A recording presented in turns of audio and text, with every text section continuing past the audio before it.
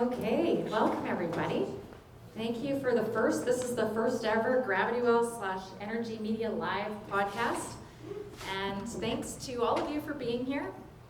Please note that the fire exits are in the back corner there and here, and the muster point is just in that corner of the parking lot.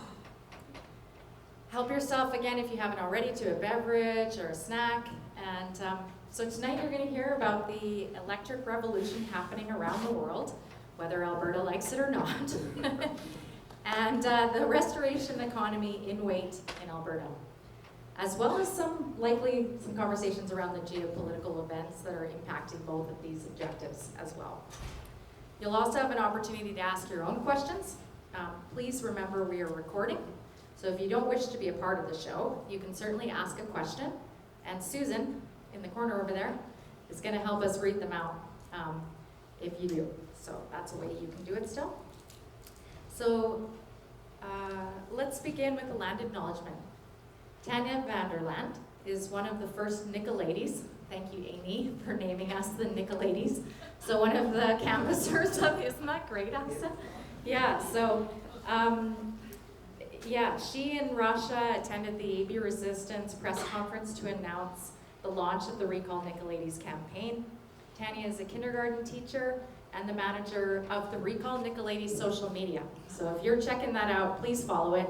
She's still on top of everything. She's a stellar investigator and communicator in her own right. Please give Tanya a warm welcome.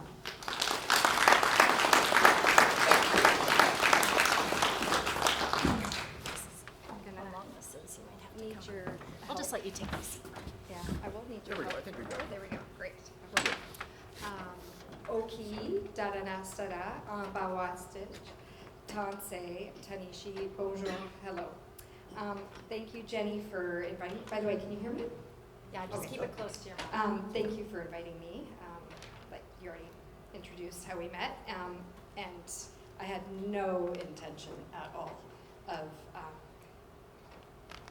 being swept up in all of this. I had just wanted to sign the petition, but that wasn't what was happening. And then we became fast friends, and we communicate daily. It's been incredible to meet somebody who is not in my echo chamber and learn from each other. And I think we've learned a lot about just people and community and how to be in relationship with people who you don't know.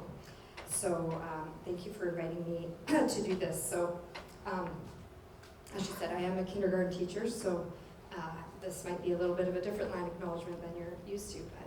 But I just did want to mention that today teachers across the CBE spent their whole day in professional learning, focusing on building and applying our foundational knowledge of Indigenous education to advance our TRC commitments into action. And so it's pretty neat to be able to expand that into the broader community. But by acknowledging the land, you recognize and you respect the relationship of the Indigenous peoples of this place. And it's also an invitation to reflect on your own connection to the land, and that can be personal and from the heart. So what I'm going to share is personal from my heart. And there might be other community members here, but I am given tonight's topic of water. I am a proud Bonesian, and that means I live in the community of Bowness, proudly. And tonight we're here in Montgomery, and together Bowness and Montgomery is often referred to as a greater community as Beaumont. Beaumont has been significantly impacted by water. Across the street at Safeway was where the main feeder ruptured, and of course we had the first time, and of course we had the flood of 2013. So if you were somebody who lived through both of those events, it's really transformed our community. While we might not know our neighbors, the land and the water in this case has created experiences for us that connect us without even knowing each other. So that's something that's been really impactful. when our taps ran dry again a couple summers ago, you could feel the PTSD in the community. We have a few community groups on Facebook that are really active, and faster than 911 or the city, there was a report avenue by street, who was out of water, what was happening, what was going on. And this morning again, a water main broke on Bonus Road, which I think is the second or third one since the main feeder broke the first time. So again, there's another 50 people who will not have water in their homes for about 2 weeks. So it's in our faces all the time. I drove home, there's the no parking signs in front of my house again, which means the city is coming to do more main feeder work. Every time we're stuck in traffic, going in and out of the community, we know why. I might be alone, but I suspect I'm not. The way we consider how we consume and conserve water is maybe a little bit different than other Calgarians. Like, I don't know if you have a giant Home Depot bucket full of water ready to go in case your toilets don't flush, but my family does, right? And we have a basement full of bottled water, and we have things packed up in such a manner just in case. So I think that's how a lot of people in Bonus and Montgomery are we're always sort of ready for water crises. I'm also an early childhood educator, as I teach kindergarten now, but I also had the honor of teaching preschool students for a number of years at a gem of a place called Beaumont Community Preschool. And so I began teaching there the year after the flood. And as an educator, you kind of get a little bit of a different perspective on how events like this transfer into other generations, not just the adults that are trying to solve all the problems.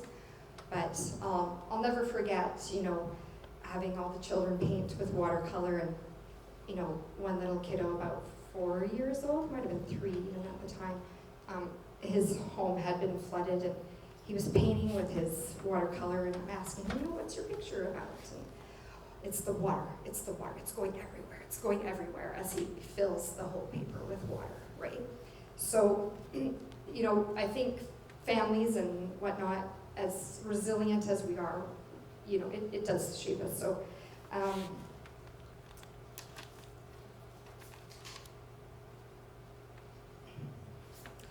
so I was just going to say that, the water shapes the land, but it also shapes the people living on it.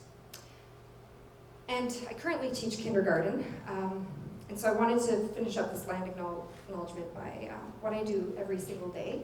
I actually do it twice a day because I teach morning and afternoon. We acknowledge the land every day in my class. And I did ask my kindergarten students if I thought that adults would like to see the kindergarten version of the land acknowledgement, and they were kind of split. They're like, no, yeah.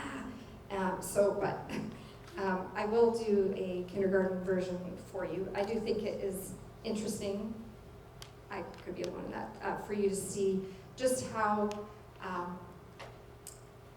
this learning is woven into what we do at school, and from even a very young age, that you start to create that sense of belonging and connection and stewardship to our unique geographic location. It's also going to be in French, sorry. I didn't have time to relearn the English version, and I don't want to say the wrong words in the wrong places, but so it will be in French, but I think it's simple enough for you to catch. And I do need someone to hold the mic because I have to move my hands. We'll know through your expression. Aujourd'hui, nous rendons hommage à nos amis du traité 7, où les pieds noirs se rencontrent au virage d'Elbow. Viennent ensuite les Tutsinas du clan du Castor et la Itkenakota des terres montagneuses. Aussi la nation métisse, nous sommes tous les peuples du traité 7 ici à Calgary. Lovely.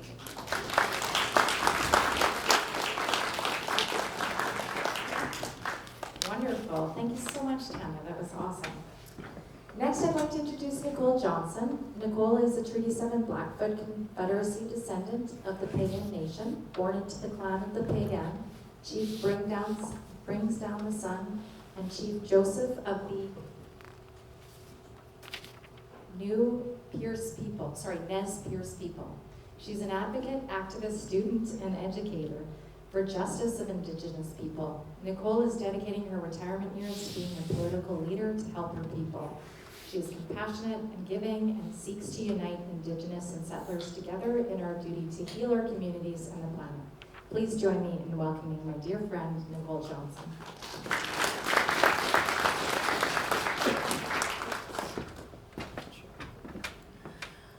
Okay, Nidani Kuapaki, Pigani Nidoktutu.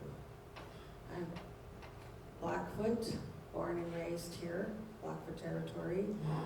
My name is Weasel Woman. I'm from the Pagan Nation. My English name is Nicole Johnston. And I'm an Indigenous First Nation advocate and at times activist. I would like to start off by opening up tonight with a prayer, just a quick prayer. Ayo istabadabio, ayo apistabiki, ayo napi natusi. Katsipsimatsinopinon, espumo samuksi, everyone here tonight.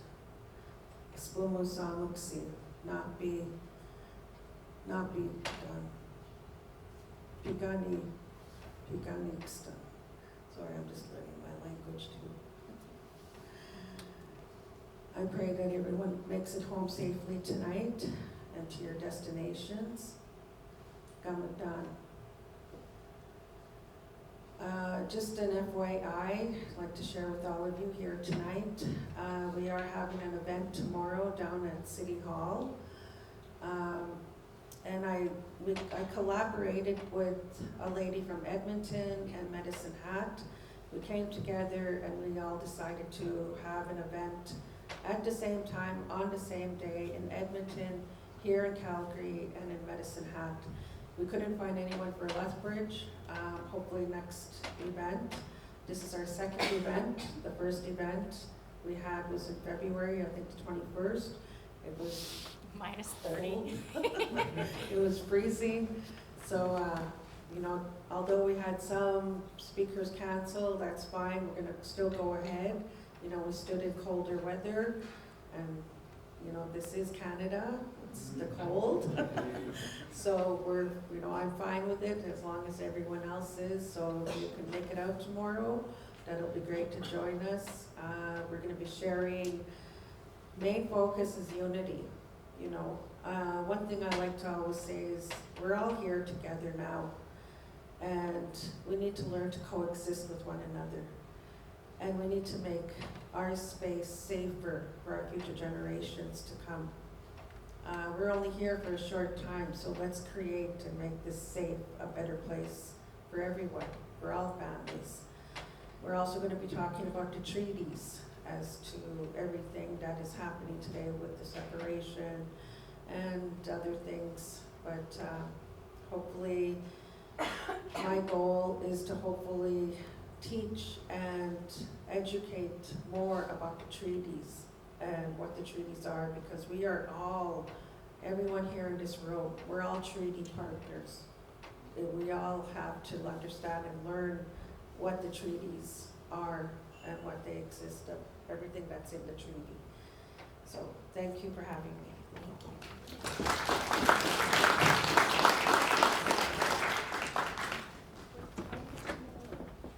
It's 12 o'clock, so 12 to 2 downtown. Not at all, I got you. Okay, so speaking of unity, I am going to invite Chelsea Barnowich up to speak about her petition, a call for foreign interference investigation regarding Alberta Prosperity Project. Chelsea was also the leader of the Recall Fur campaign. She's an incredible organizer, and yeah, so tell us a little bit about your petition. Maybe come over and Thank you for having me, Jenny. So I, after my recall ended, was kind of looking for somewhere to put my efforts, and something that I heard a lot from Canadians across the country was people really want to get involved in these petitions. There's like a hunger for it. So I looked really hard and kind of went deep into myself this month and decided that what I was going to do was put together a new House of Commons petition. Some of you might have signed it already. It is, you'll have to look it up by its number. It's E 7340. It is asking for the Government of Canada, I'm just going to read off the end of it, is we, the undersigned people of Canada, call upon the House of Commons in Parliament assembled to invoke its authority under Section 53 of the Supreme Court Act, which is basically, I don't know if you can remember when Quebec tried to separate after that happened, they referred it to the Supreme Court in the same way. It's that same mechanism. It's kind of like our last lever that we can pull to try and stop what's happening with the unconstitutional separatist petition. And then it also asks for the Foreign Influence Transparency Commissioner to investigate the meetings between the APP and the Trump administrator. So that is what is going on right now. It is currently just shy of 10,000 signatures. It's been out for a couple of days. That's an incredible rate for it to be collecting signatures. So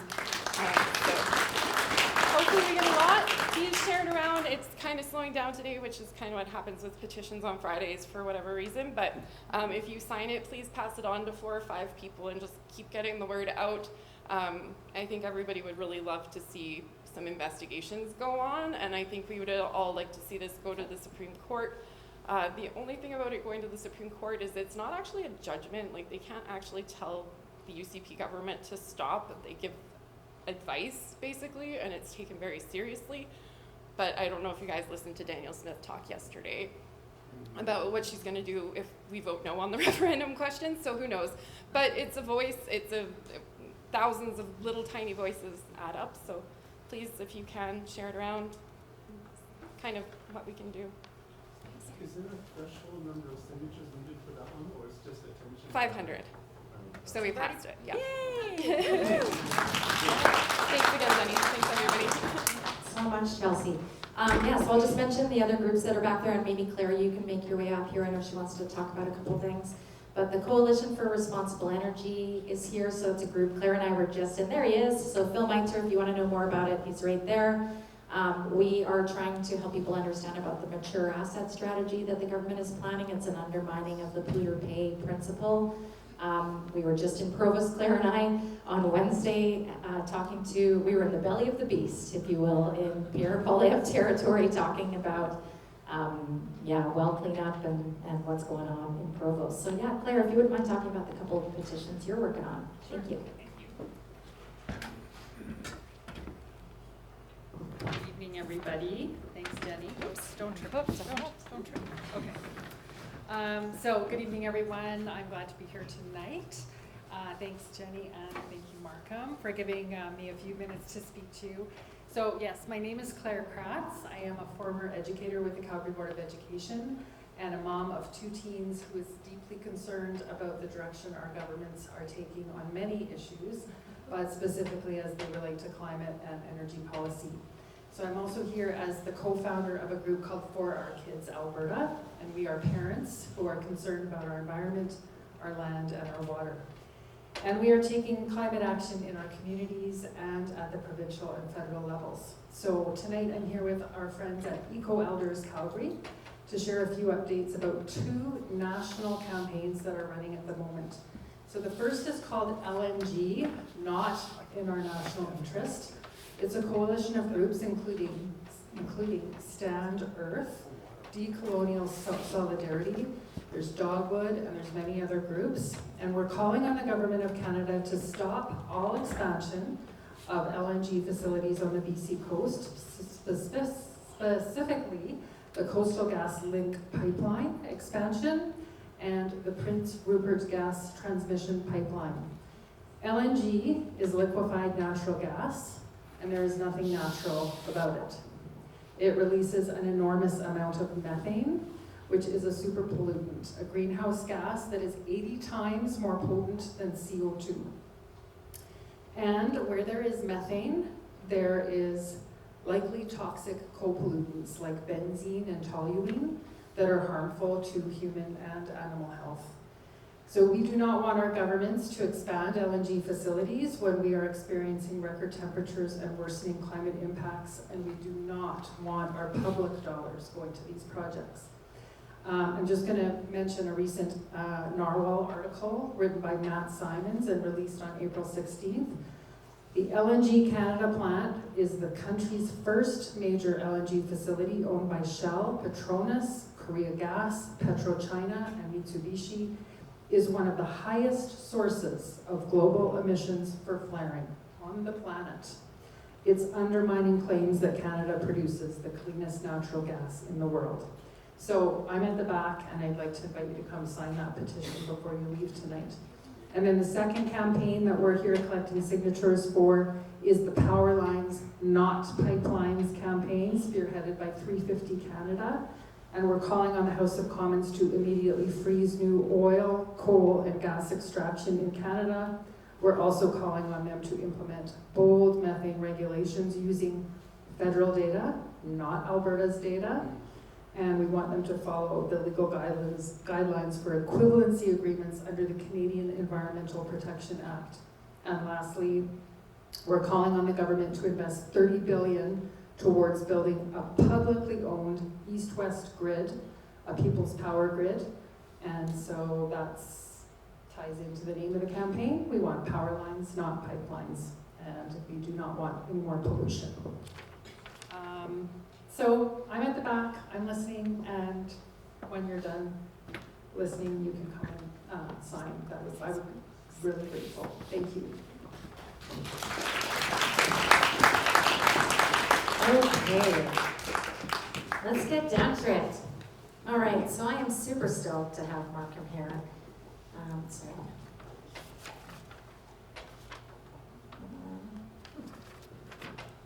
Well, I'm super thrilled to be here. Thank you, Markham. Okay, so Markham is a Canadian journalist and the CEO of Energi.Media, one of Canada's leading independent news organizations. Energi.Media journalism currently averages over 6 million views or reads per month. Congratulations. It also has a sizable and growing audience in the US. Energi.Media is celebrating its 18th year. I was introduced to Markham during the run-up to the 2023 election. He was my first energy-specific interview. Thank you for that, Markham. I've been exposed to much more realistic view of Alberta in line with my lived experience in the patch, thanks to Markham. I've been introduced to and now work with many of the people that Markham has interviewed. Mark Dorin is one of them, who is part of, if anybody saw ripping up the agreement, the land agreement up north, and actually the AER just shut in mega energy because of it. Big move just yesterday. It's something we can actually celebrate in this province. They were deemed to be unsafe and they've been shut in. So it shows that our collective action does actually make a difference even with this government. Maddie Olsgaard, I learned about, I couldn't believe her saying that, she summarized ways for the oil sands to be reclaimed, and then her entire team was let go at the AER. It was remarkable. And then Phil Meintzer, as I mentioned already, and of the Polluter Pay Federation. So Markham started the Energy Circle the same time I began the Gravity Well podcast. So we meet Thursday afternoons at 3 p.m. virtually to discuss all things energy transitions, politics, and water related. I'm very grateful for Markham's work, his friendship, and for his coming to Calgary to host this event with me. Please properly welcome Markham Hislop. Thank you, Jenny. Yeah, so why don't we start with your proper introduction? Like what brought you into this you know, I had somebody in the audience here, this lovely woman that came from Bonnyville, talking about the fact that you offer an alternative voice, an alternative view of what we tend to talk about here. So what inspired you to do that, Mark? Well, it's actually an interesting story, interesting to me anyway. But I started, that's how I met my wife, Joanne. We were living in Prince Albert, Saskatchewan. I was a print reporter for the local daily, and she was a news shooter editor. And well, you know, one thing led to another. And then we went into business 30 years ago. We've been in business ever since. And we actually enjoy working together. I love, you know, having my spouse as my business partner. But was in journalism, then out of journalism, and then back into journalism, and you know that's often the case in the business. Spent 5 years in the oil business here in Calgary, and traveled all over North America. Worked in the Permian Basin in West Texas, and Kern County, and Bakersfield, and on and on. So I have spent my time down in the trenches talking to oil and gas engineers every single day of those 5 years. So I learned a fair amount.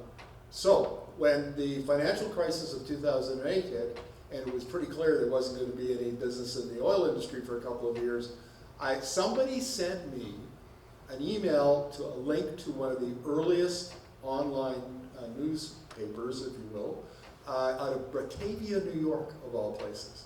And it was built on this little clumsy WordPress thing, and I looked at that and went, I can do better than that. So I went and did better than that. And we started in Mackenzie Town in December 1st, 2008, and we, over the course of the last 18 years, especially in the beginning, we tried all sorts of things, looking for an editorial model that worked, looking for a business model that worked. Plenty of lean years, trust me, but we hung in there. And one of the things we did in about 2009 to 2010 is start doing a lot more energy reporting, which made sense because we were in Calgary. And I had a bit of a background in this. And Energy Circle folks are nodding their head, they know what's coming. 40 years ago, I did my graduate work at the University of Saskatchewan, and my thesis was the transition from horses and steam to power machinery, power farming in Saskatchewan, 1900 to 1930. The point here is that it was about technological change in farming. And I just picked Saskatchewan as an example. And I had to read the theory. And that theory has stood me in good stead ever since. I basically built my career on it. S-curves, bell curves, you name it. But here's the point. The process that led from horses and steam engines and old threshing crews to tractors and combines in the modern agriculture we have today is exactly the same process that is at work in the electrification of the global economy and the switch in the global energy system from fossil fuels, primarily oil and gas in the case of Alberta, to electricity. And it's not just renewables. This is one of the things, it's one of our messages that has caught on, and that is the real revolution here is not the supply side. It's not the production of electricity, it's the demand side. The devices we use that consume electricity that can now replace oil and gas, or primarily oil and gas. And the two big ones, of course, are electric transportation and heat pumps, because heat pumps are also in buildings, but they're also in industry, and EVs are not just cars. They may be just cars here, but if you go over to China, everything is electric. The delivery vans, now the Class 8 semi-trucks that haul freight around, the buses, the trains, everything is electrified. And what China did 15 or 20 years ago is they looked at the West and they said, you know what, we have a car industry, we have a bus industry, we have these industries, we're never going to catch the West. We're never going to be as good at producing internal combustion engines as they are. We need our own way. And they decided then that electric was the best way to go. And this was in the early days of commercialization of wind turbines and solar panels and so on. So the government poured hundreds and hundreds of billions of dollars into programs, and the Chinese have a very particular way of doing things. When they decide that they're going to dominate an industry, they say, okay, we're going to open it up to competition. And at the beginning, there were 700 EV firms, if you could believe it. And they subsidized all of them. And it was like ants. You know, and they competed and they competed and they competed. And finally now they were down to 100 a few years ago. And the goal is to get to 12. But in that brutal competition, what they did is they scaled up manufacturing and they drove down costs. I mean, this is basic economics, right? And now electric vehicles are more efficient, lower cost, and provide higher value in Asia than an internal combustion car. And you're beginning to see, like last year for the first time, vehicles with a plug were more than 50% of auto sales. And that's the biggest auto sale market in the world.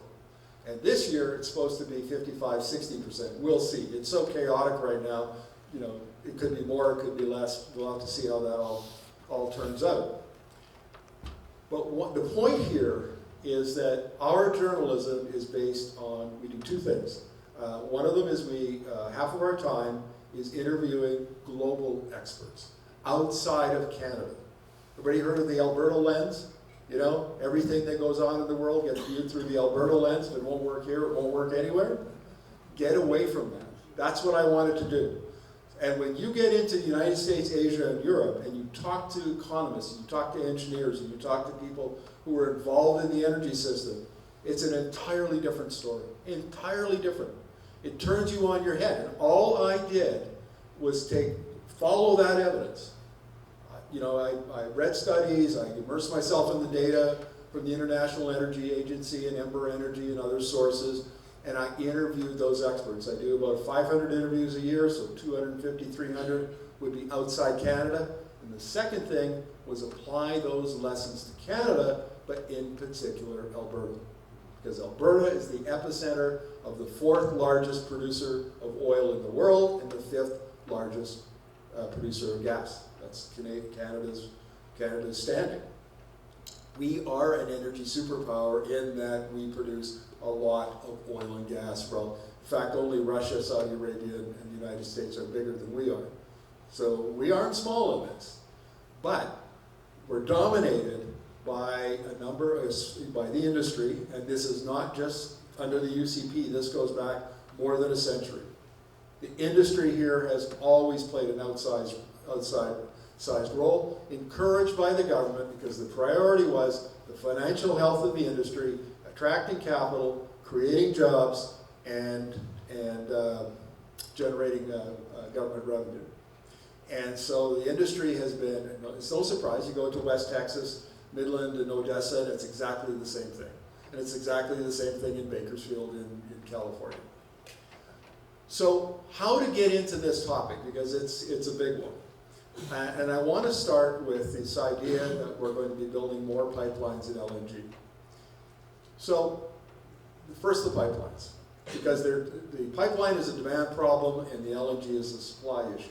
Sorry, am I rattling on here? Go, keep going. Keep going, okay.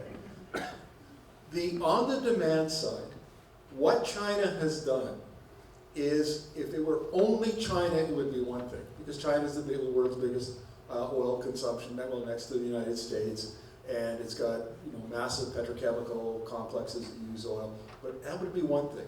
But what China did is serve as a model for the rest of Asia, because when it drove up its manufacturing capacity and drove down prices, now India looks at China and goes, hey, we can buy cheap solar panels, we can buy cheap EVs, we can buy cheap batteries. We don't have to go through what China did. And so India's copying China, Thailand, Vietnam, Malaysia, Indonesia, Pakistan, Bangladesh, or Korea.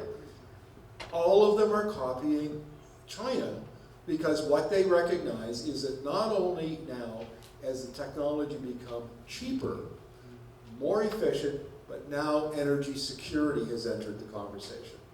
And this has been going on for years. It didn't come out of the blue. We think here of energy security as an adequate supply of oil and gas at a reasonable price. And you can talk to any of the CEOs or CAP or Danielle Smith, and that's what you're going to hear. That's not the way Asia thinks. What they think of it as, if I electrify and I buy technology like wind and solar and hydro and nukes and geothermal, whatever it is, I buy it once and it produces for 25 or 30 years. And then I've broken my dependence on volatile hydrocarbons that I don't know what the price is going to be, and I always have to pay for the fuel if I'm using a combustion technologies. Then Donald Trump decided to invade Iran, which was one of the most colossal, boneheaded, stupid moves in the history of colossal boneheaded. And you know what's interesting? When I interview people like Professor Jack Cunningham from the University of Toronto, who's an expert in international relations, that's what he says. That's not what I say. He will say that on the record. If you go and look at the interviews that are on our YouTube channel, Energi.Media, that's what he said. Trump will go down in history as one of the stupidest presidents ever, anywhere. Because what he did is he taught Iran that they can control the Strait of Hormuz. And they put a toll booth basically on there, and they don't have to win the war, they just have to make the strait too dangerous for ships to transit, and too dangerous for insurance companies to insure those tankers. It's all they have to do.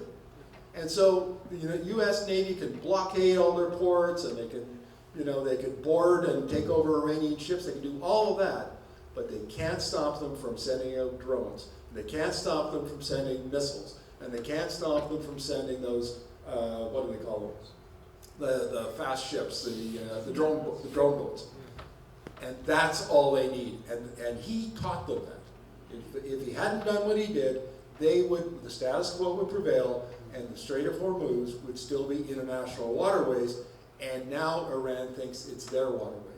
They never ever accepted the idea of international maritime law. They always claimed sovereignty over the Strait of Hormuz, and now they've learned how to exercise it. And so 20% of all the oil, and 20% of all the LNG, and then there's fertilizer, and there's all sorts of other stuff, goes through the Strait of Hormuz. And the fact that about half of that, more than half in the case of the LNG, is now stopped. And there is no guarantee that it's going to start up again anytime soon. The war won't end anytime soon. And even if it did, it's going to take 6 months, maybe a year, maybe 2 years to clear out the mines.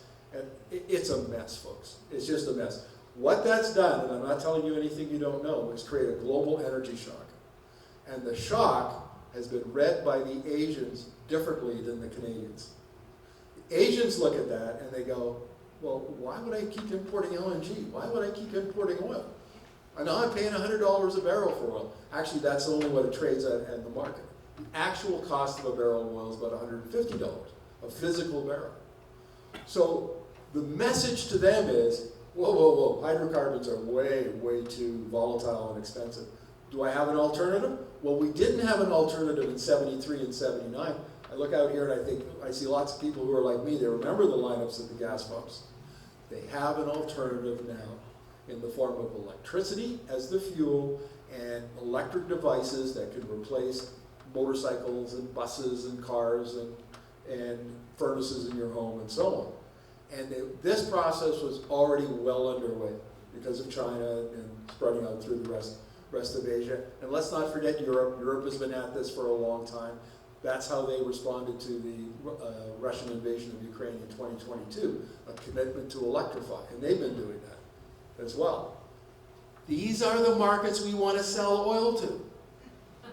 And one of the things that strikes me, you watching this conversation, nobody has ever come up with any data and said, here's what our customers are doing. They always say, oh yeah, there's lots of demand in Asia. Peter Terzaki, probably Alberta's most best-known economist. I criticized him twice in a couple of recent essays. That's why I'm picking on him. His throwaway line was, yeah, there's strong demand in Asia. It's growing for oil and LNG. We're good. No, we're not. Asia is our customer. And I've learned in business, because I've been in business most of my life, is listen to your customer. And if you're not listening to your customer, you're going to make a big mistake. And you know what? When a couple times I've had to go to the bank and I've had to take in my business plan, and I've had to explain my financial statements and my projections, and the bank loan officer always asks me, who are your customers? How are you going to acquire and keep those customers? Nobody ever asks the oil companies or Danielle Smith, how are you going to get your customers? Who are they? Are they willing to pay prices that will make it profitable for you to build a pipeline to Prince Rupert or wherever you're going to build it, and then sell it there? Nobody ever asks that question. Now, when I go out and I interview experts outside of Canada, there are thousands of economists who are involved in analyzing this question. Who in Canada is doing it? Nobody. Where are the economists who should be, writing papers and analyzing the data, publicizing this in the newspapers, writing op-eds? No, what we get are op-eds from bank CEOs saying, oh yeah, we want to be an energy superpower, build pipelines, build LNG. Geez, who's going to lend the money for that? Right? I mean, these are all self-interested people. All of them. And what they're not doing is they're looking at it through the Alberta lens and the Canadian lens, which is to say, we have cheap oil, and we have cheap gas, and therefore we will be able to find markets. It's the build it and they will come argument. And it's at the worst possible time, because we are on the hinge between tipping over into the transition into electrification. And our customers, the ones we want to sell to, are leading the process. And nobody, and I say nobody, in this province, well, Max Fawcett would be one in the National Observer, give Max some credit. He's a friend of mine. He'll give me hell if I don't mention him. He's good. Dr. Chris Bataille out of Vancouver is good. Werner, literally I can count the people on my one hand who are talking about this issue publicly, doing their best to, educate Canadians. Okay, so there is, the Premier wants to double oil production in Alberta from 4 million to 8 million barrels. It will never happen, ever, because there aren't customers for it. There simply are not. And there's going to be fewer customers as time goes on. The IEA says we're going to have peak oil demand at the global level in 2029, right?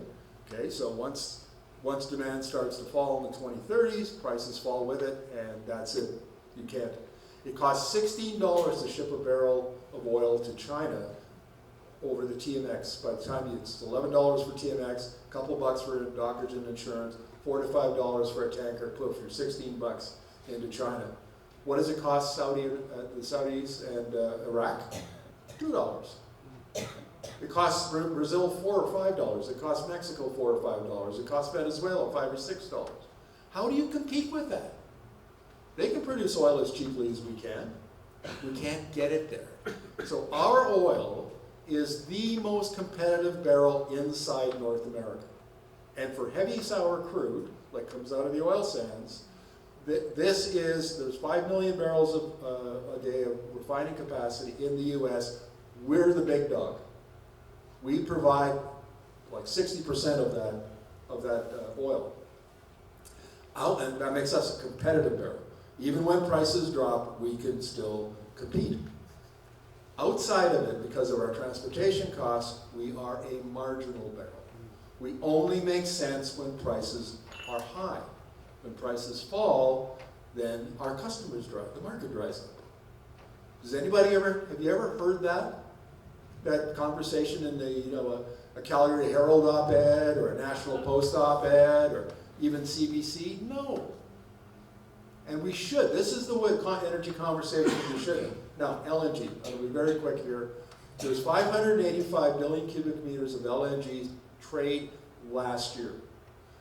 Between now and 2029, there are already the final investment decision, commissioned and or constructed LNG plants will bring another 300 billion cubic meters of supply into the market.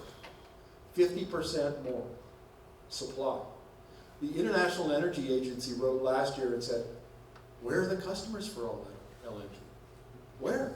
There's 185 BCM that will not have a home. Well, you know what's going to happen. The prices will fall, and eventually you'll clear the market at like $6 an MMBTU or something.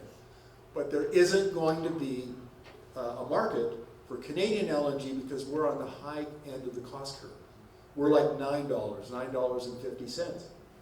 If you're an LNG company, why would you build a plant in Canada? Well, yeah, we're a little closer to Asia, but we're also expensive, and there's a whole bunch of new supply coming on from Australia, from Qatar, from the United States. So on the one hand, on the oil side, the demand, the markets that we're targeting are drying up. They're right on the cusp of drying up.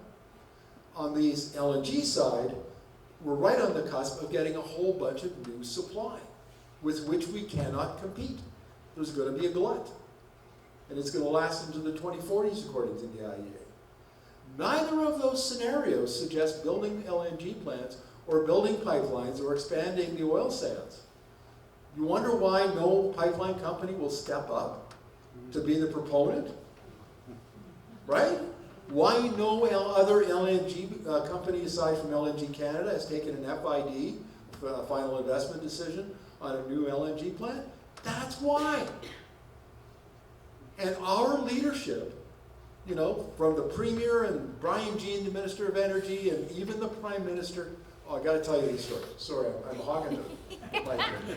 But I'm just going to go for a while. No, I'm just kidding. Keep going. We'll get to water pretty quick. I didn't mean to be rude. You know, we're Canadian. We don't do that. So I wondered why, as a journalist, there's such a gap between what the evidence and the data that I'm seeing and the expert opinion I'm hearing and what the ministers are saying. Carney, Hodgson, Adrian Dixon, BC, the Albertans. And so I sent emails to the BC and to Tim Hodgson's department, NRCan, and I said, why is there a gap? No, that's not how I worded it. I said, your ministers are bullish about LNG and or oil, the pipeline. What modeling studies do they rely upon that inform their opinion and inform their public comments? And they were very, very nice. They wrote back and gave me a long explanation and answered follow-up questions that I had. But here's the bottom line. When Mark Carney talks about Canada becoming an energy superpower, when Tim Hodgson does it, when Adrian Dixon, BC, says, yes, there's lots of room for LNG, they're relying on OPEC, ExxonMobil, Shell, the U.S. Energy Information Administration, the IEA's most pessimistic or most conservative modeling. They're not relying on the dozens and dozens of other companies that are modeling differently. And I've checked the assumptions behind those models, and it's not Exxon. OPEC is wrong. We are not going to see oil growth past 2030. And that's why, if you only look at the optimistic forecast, the optimistic modeling, then you're a bull. You're an oil bull and an LNG bull. But if you look at the more, what I think is more realistic modeling, And this is why Danielle Smith lives in a fantasy. It's an oil fever dream. It ain't happening. For economics.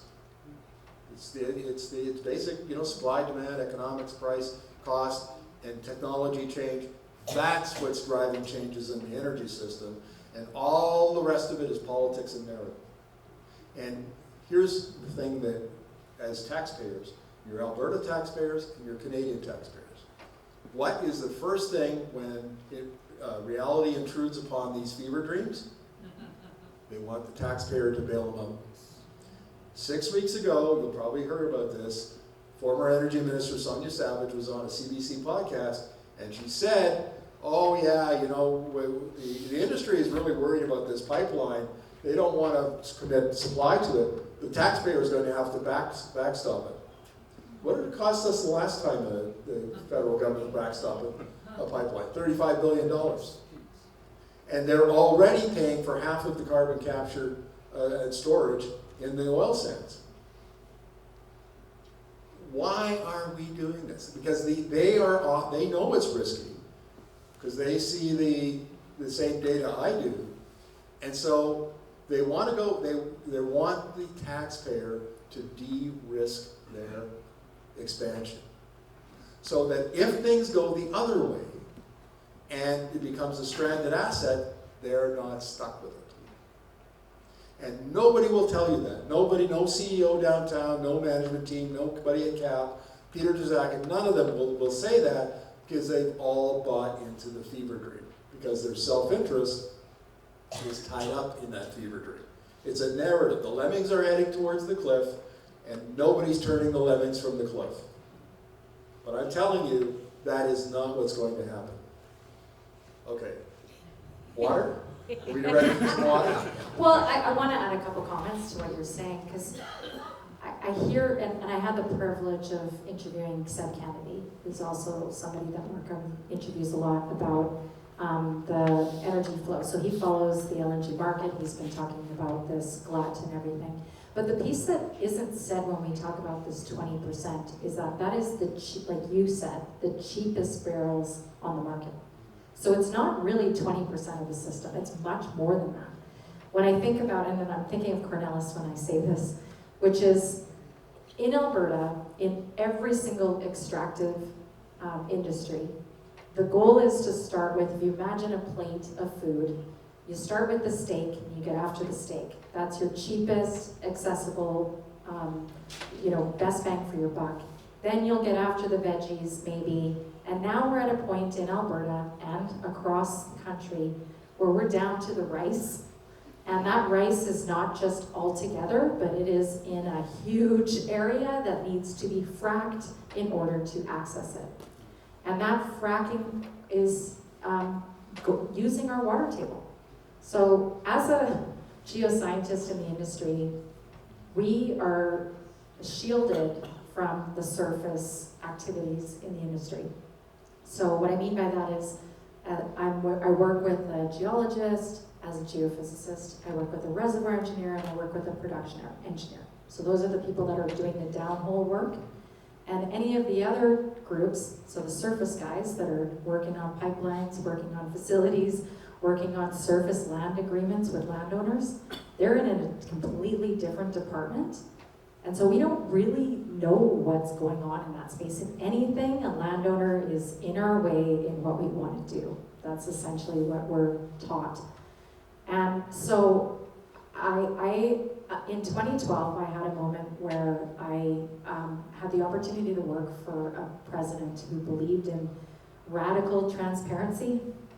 So what I mean by that is I was at a startup company. Actually, it was in Provost, which is why it was so important to be out there on Wednesday. And I was allowed to see everything. Every acquisition, we talked about it, I was allowed to have input into it. And then we went to sell. So in 2013, we went to sell, and I was looking at the reserve report and helping, build the reserves on the well database. And we were discussing the fact that the reserve report doesn't truly reflect the future.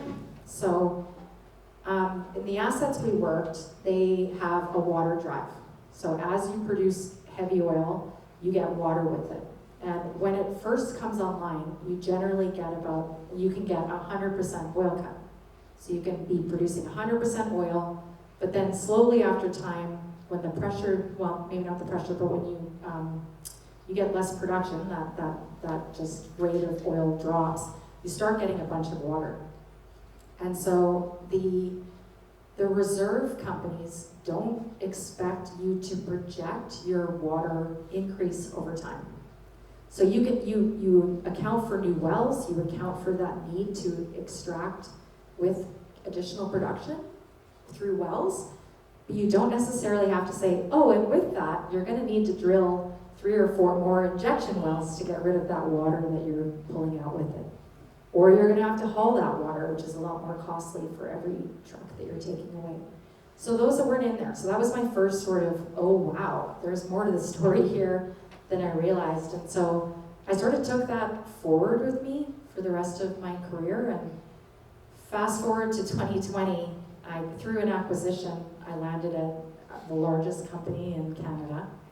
And you all remember through COVID, there was a huge drop in oil prices. Prices actually went negative. I remember my spouse saying, Jen, they're going negative. And they went negative. And so there was a huge panic in the industry. And we all started looking at abandonment and reclamation. So that is, abandonment is when you close the wells down, you can't see them on the surface anymore, they're visually gone. And reclamation is obviously cleaning, restoring the land afterwards. So the whole company was focused on this, and imagine we're all remote and everything doing this. And next thing you know, my boss sends me a job posting. And so the company, based on the federal government injecting that $1.7 billion that was meant to go towards site cleanup and closure, they created a role. And it was like it was written for me. It was an opportunity to work with the government, the regulator, industry, and stakeholders. And it actually was meant to be Indigenous reconciliation as well.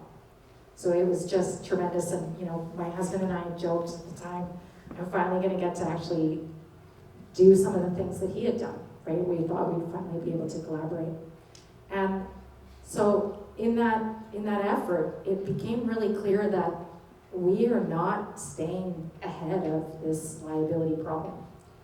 And the whole goal of that money being injected into the industry was for this moment for us to figure out, how are we going to do this? How are we really going to move the dial and get these sites off the landscape in a meaningful way? And by 2022, I could see that things were changing, oil prices were improved, and the attention I was getting, the conversations I was having internally didn't seem as interesting for the leaders in my company. And I remember, I decided to do a presentation at our Geo convention. So as geoscientists, there's an annual convention where we have an opportunity to present things. And so I decided to summarize what I had learned from my peers, because in fact, Bill Goodway is here. I'm not sure if I can see him, but Bill and I were saying, there's such an opportunity for geoscientists to use our skills on the surface. So when I think of the future for the industry, I see an opportunity for us to, instead of mapping reservoirs, we could be mapping contamination. Instead of looking at wells for drilling opportunities, we could be looking at wells to make sure that the water's okay. And same thing, if you're drilling wells, you're now abandoning wells. If you're putting in pipelines, you're now removing pipelines. There is a role for everybody, and it's a huge opportunity ahead of us, provided that we can uphold this rule of law. And the last thing I'll say on this is, I was given information. Most of the work I did was in the public realm, which is kind of ironic because it hasn't stopped. That's why it hasn't stopped when I left the industry, is because I can still access all the same information. But I was given a number. So on the conventional side, I was told, we know it's not 30 billion. That's what's on the books. So when I talk about reserve reports and I talk about these numbers that are out there, those are what the public sees as what the problem is. And myself, as somebody who was working in the industry for over 20 years at that time. And I kept saying, I want to be able to model this. We should be able to put in our wells and model these costs going forward. What are we seeing when we actually go out and do a well cleanup? What does that actually amount to?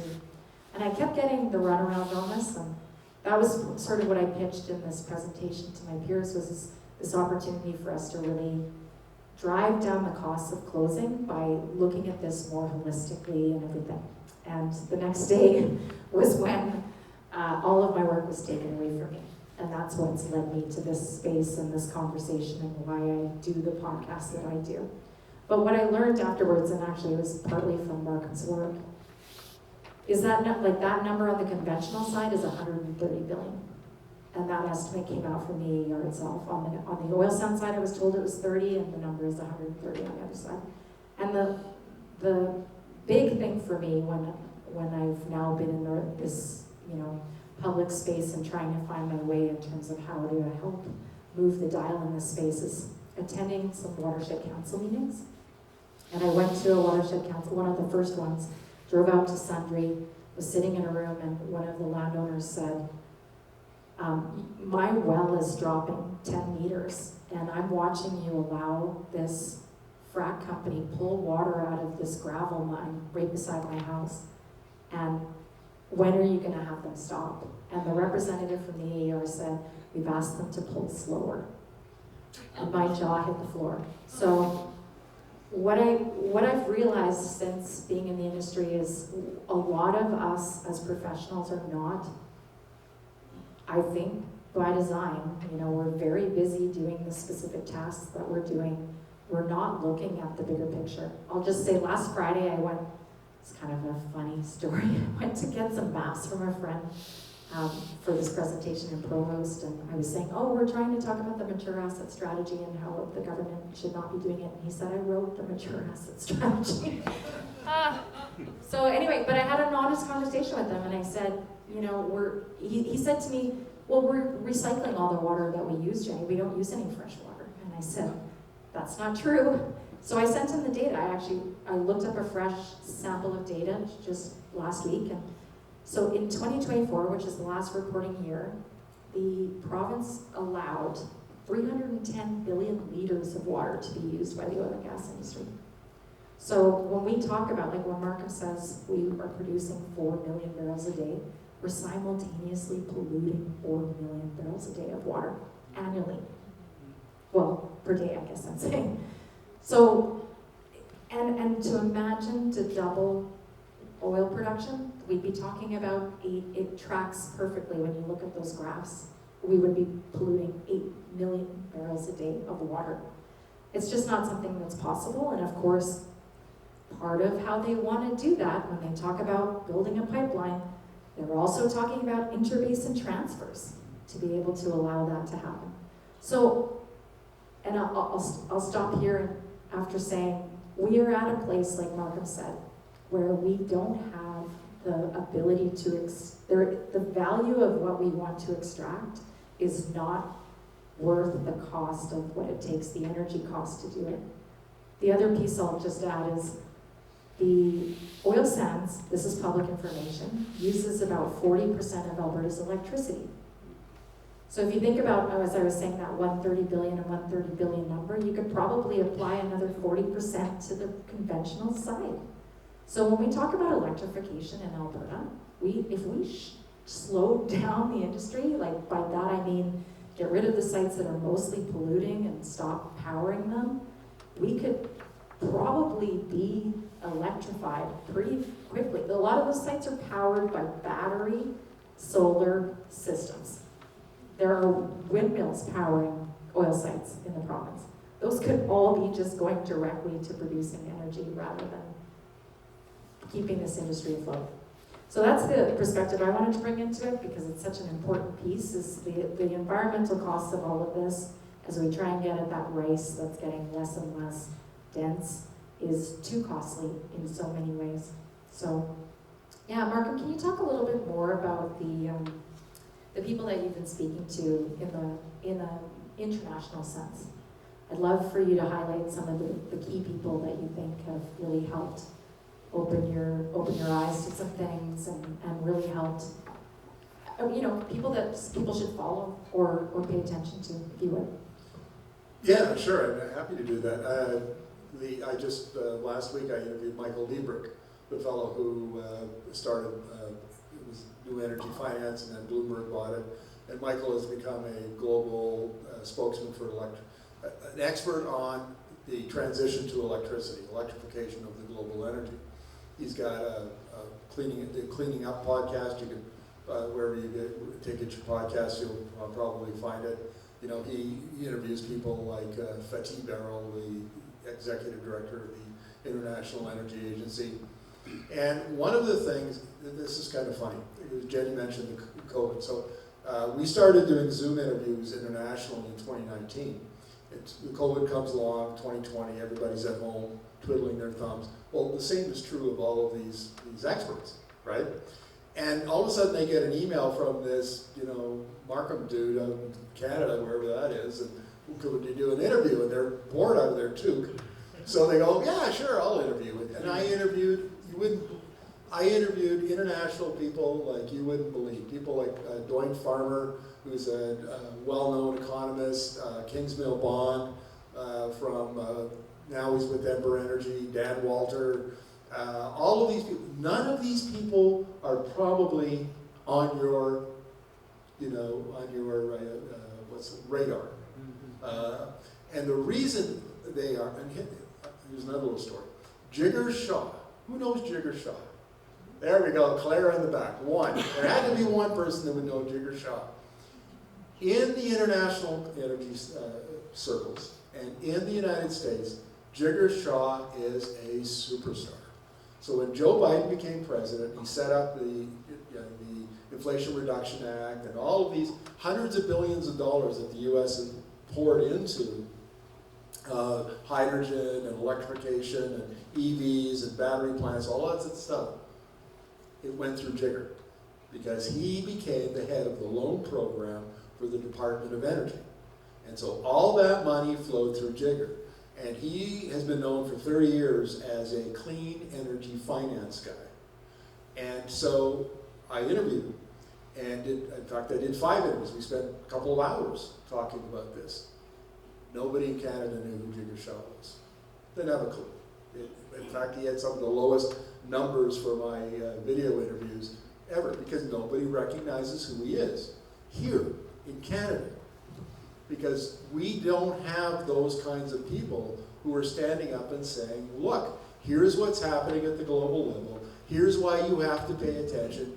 We're at a hinge point where electricity is going to become the dominant source of energy in the global energy system in a few years.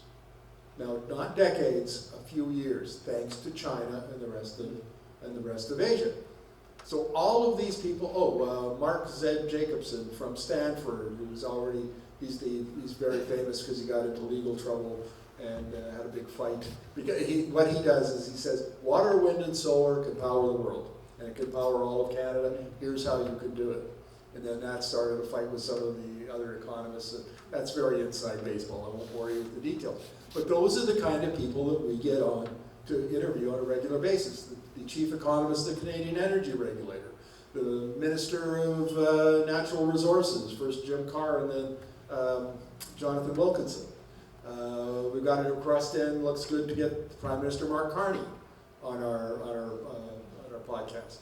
So this is the message I want to leave with you tonight is that Alberta thinks that the status quo from the 20th century, or the first decade, maybe first decade of the 21st century, still holds. It's still true. And the problem is that the investment decisions, policy decisions, and capital spent subsidies with your tax dollars are being made on that fallacious assumption. It's wrong. And it's wrong because people are not plugged in. I'll give you another example. Everybody remember 2023, the Responsible Energy Development and Emission Reduction Plan here from Alberta. That was the big deal back in the day. And I got an email, a drunk email, one Friday night from former Jason Kenney's former chief of staff. And he was rambling on and on. Oh, I helped write that plan, and it's great. You shouldn't have said it was bad, and all on and on. It was just like, it was embarrassing. It was almost illiterate. Mm-hmm. And then, so this is the kind of folks that are writing Alberta's energy policy. And then about 6 months later, I interviewed a woman who had been a petroleum engineer for 25 years, and she was working in the energy department when that document was written. And she said, she wouldn't say it on camera, because that would have been the end of her career. But she told me off camera, she said, not one energy expert helped to write that plan. It was all written from the Premier's office. How do you write an energy strategy for the 4th largest oil-producing region in the world, written by politicians and staff? And that story illustrates everything you need to know about the Danielle Smith's energy strategies. So when she says we're going to double oil production, she's full of shit. When she says we want to do more LNG, she's full of shit. When she says we want to build a new pipeline, she's full of shit. And it's because, and nobody stands up to challenge her because she's made it so politically unpalatable to do so. And I'll give you another example. So August of 2024, somebody sent me a link to the University of Alberta's Energy Transition Online Training course. And I went, oh, I should have a look at this. So I enrolled, I took it, it's about 8-12 hours, something, it's all video. And I wrote a column in which I absolutely savaged it. Let me tell you why. In this training course, there are only two worldviews. Oil and gas forever, or climate, the world is on fire, climate view. And they kind of, they very quickly dismiss that view and then tell you why oil and gas are great and they're going to be around forever and you should love oil and gas. So there's a number of problems with that. One is, the professor at the U of A who wrote this energy transition training course is a professor of geoscience, sorry, Danny, professor of geoscience who's been an oil and gas consultant for over 30 years. He knew nothing about energy transition. He knew his industry.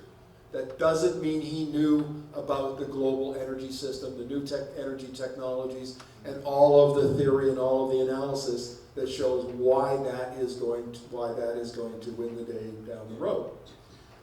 And so I wrote that. I said, look, you've missed this whole third world view, this whole, outside of Canada. It's dominant almost.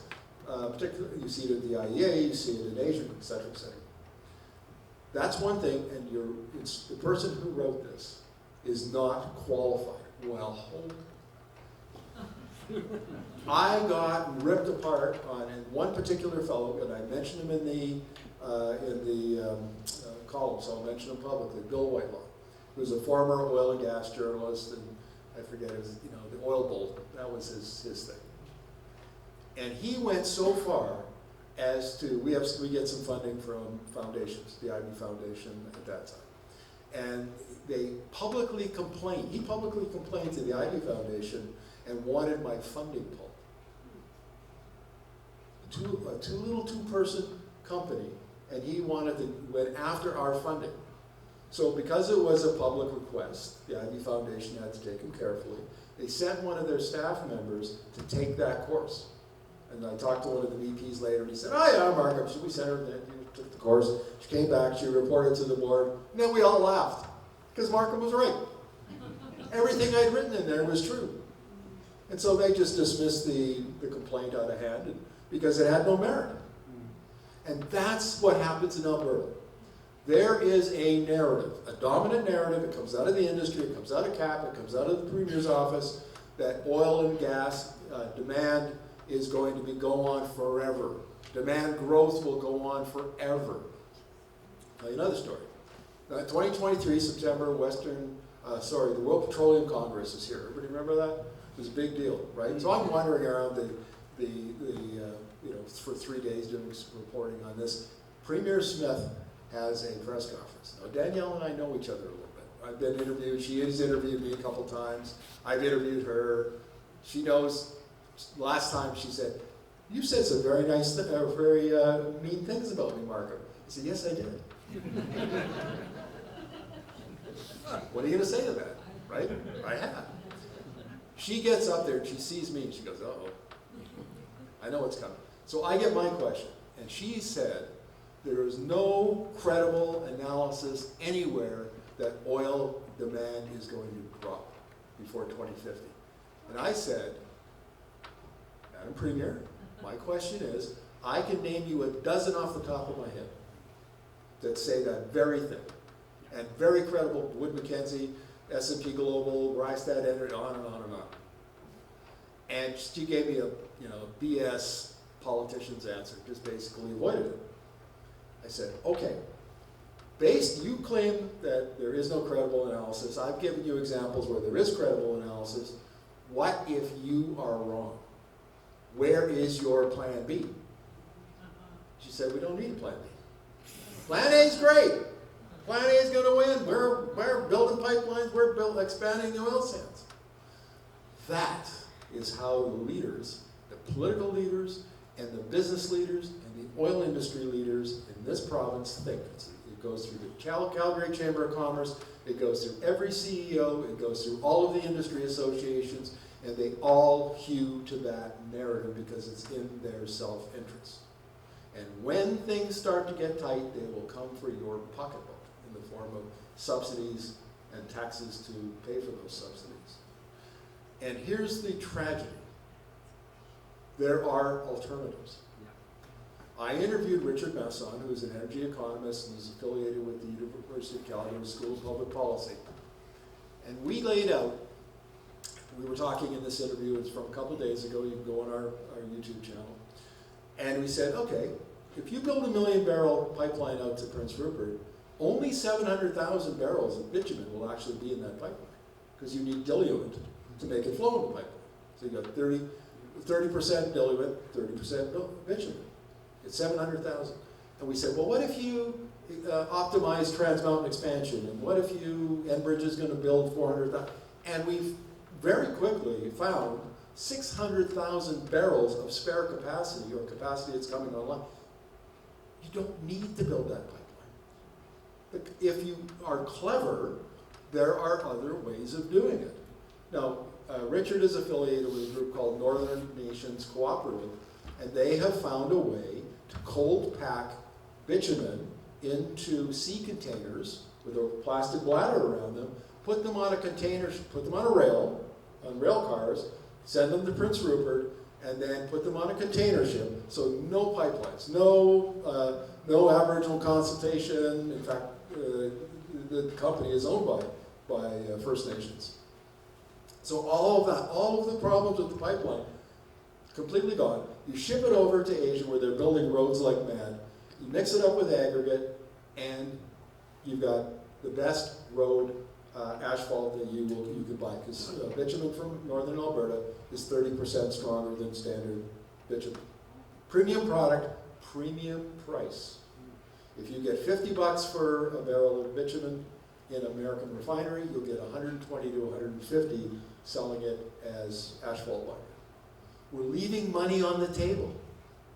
And this is a non-combustion use for it. We're now currently burning one of the most valuable resources we have when there are non-combustion uses for it. Alberta Innovates is about this year or next year says that they will have a commercial process to turn bitumen into carbon fiber precursor. And even if they can't make carbon fiber to automotive or airplane grades, which they think they can, and that you get 4 times as much for a barrel of bitumen, there's lots of demand to put it into like building materials. And that you get way more than $50 a barrel.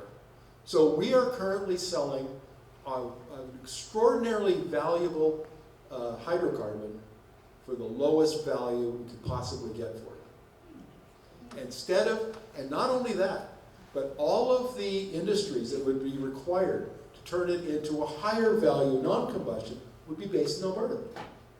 Because on carbon fiber, they make, okay, so let's say Alberta makes the precursor. Now you have to go to a carbon fiber company like Zoltec out of Missouri, and I talked to the business development manager, Alex Walk, and I said, Alex, where would you put the plant? He said, we put it in Alberta, because you always locate the carbon fiber plant next to the source of the precursor. So then you need supply chains for those plants. You need to construct those plants. All of that would be done within Alberta. Maybe it'd be the Foothills Industrial Park. Maybe it'd be the Heartland Industrial Park out north of Edmonton. But it would be here. So all of the capital investment, all of the construction jobs, all of the operating jobs, all of the engineering, we are literally shipping them away in those barrels of bitumen that go in the pipeline down to Chicago, Detroit, Houston, whatever. And all we need to do is think like Peter Lougheed did. What did he say? Think like owners. And what we did after Peter Lougheed retired in 1986 is we stopped thinking like owners and we started thinking like renters. And we started renting our bitumen to the oil companies and we just let them get away with it. If it wasn't for Peter Lougheed, we'd have no oil sands, we'd have no petrochemical industry, we would have a lot less today, no heritage fund. And nobody has come forward with the leadership skills and vision of Peter Lougheed. And we need a modern Peter Lougheed to step up and say, the status quo is not acceptable. It's not acceptable for the people of Alberta and for the children and grandchildren of the people of Alberta. Because if I'm right, Well, I have to add that there are people who are doing this work, who are saying this, who are talking about it. They're not being heard. They're being overridden by the executives, by the leaders, by the political leaders, etc. Yep. There are many of us that are trying desperately in this province to help enlighten our leaders in the issues that will impede this plan A that they don't want to get at. I hate to say this, Markham, but we're at Q&A time already. let's get after it. Yeah, I'd love to leave, My favorite open time. up the space. Yeah, great. Maybe Claire, if you can help me, why don't you come and grab the mic and then you can help people. But yeah, I see some hands up. Great. Okay, whoever gets here first, come and grab this mic for me, and then we can just pass it around afterwards. Thank you, Louie. It should be, if it's green, is it? Oh, it's not green yet. You got to push the button. Make it green. You gotta green this thing. Green. No, it's not greening. Thank you.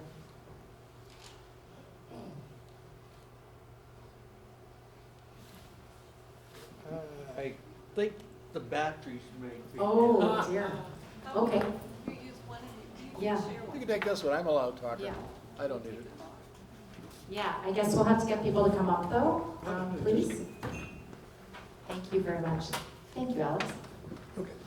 One thing there's been almost absolute silence about is the current conference which is going on in Santa Marta in Colombia on the transitions in the energy cycle.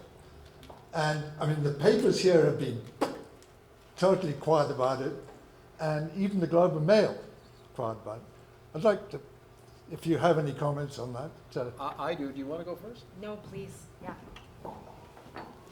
So the issue is this conference is going down in Colombia about transitioning off fossil fuels. So the issue here is not whether we'll transition off fossil fuels, because I mentioned earlier my thesis, and 1900 was all you had in Western Canada was horses, and by 1950 you couldn't find a horse in a field anywhere.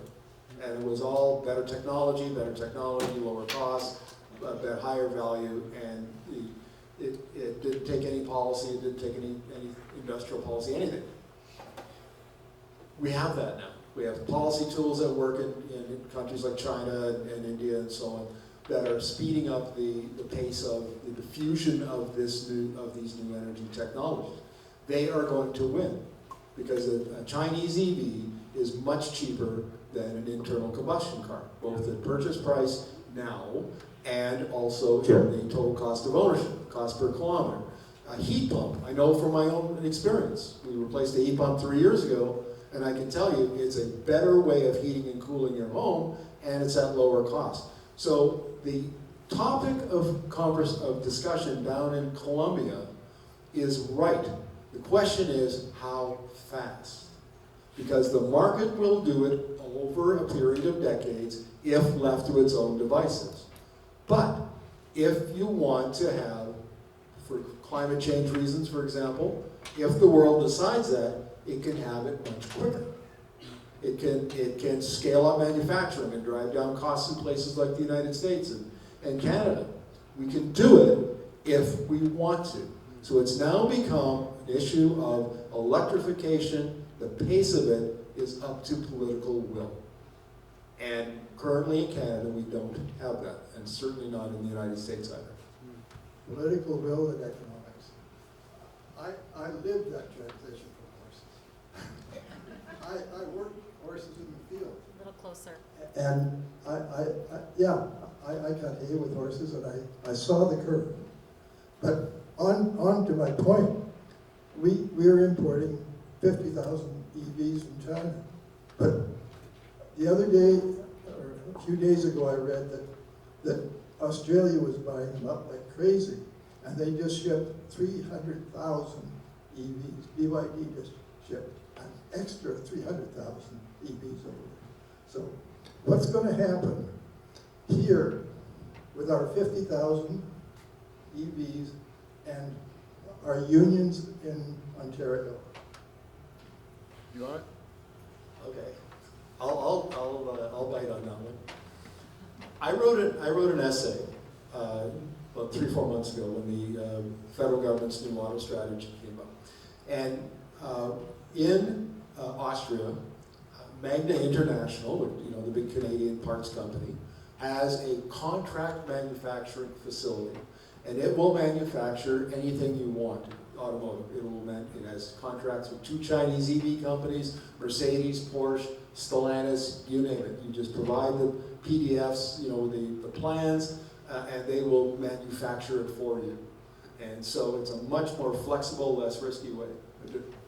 Just a point on that. In China, they're running car factories.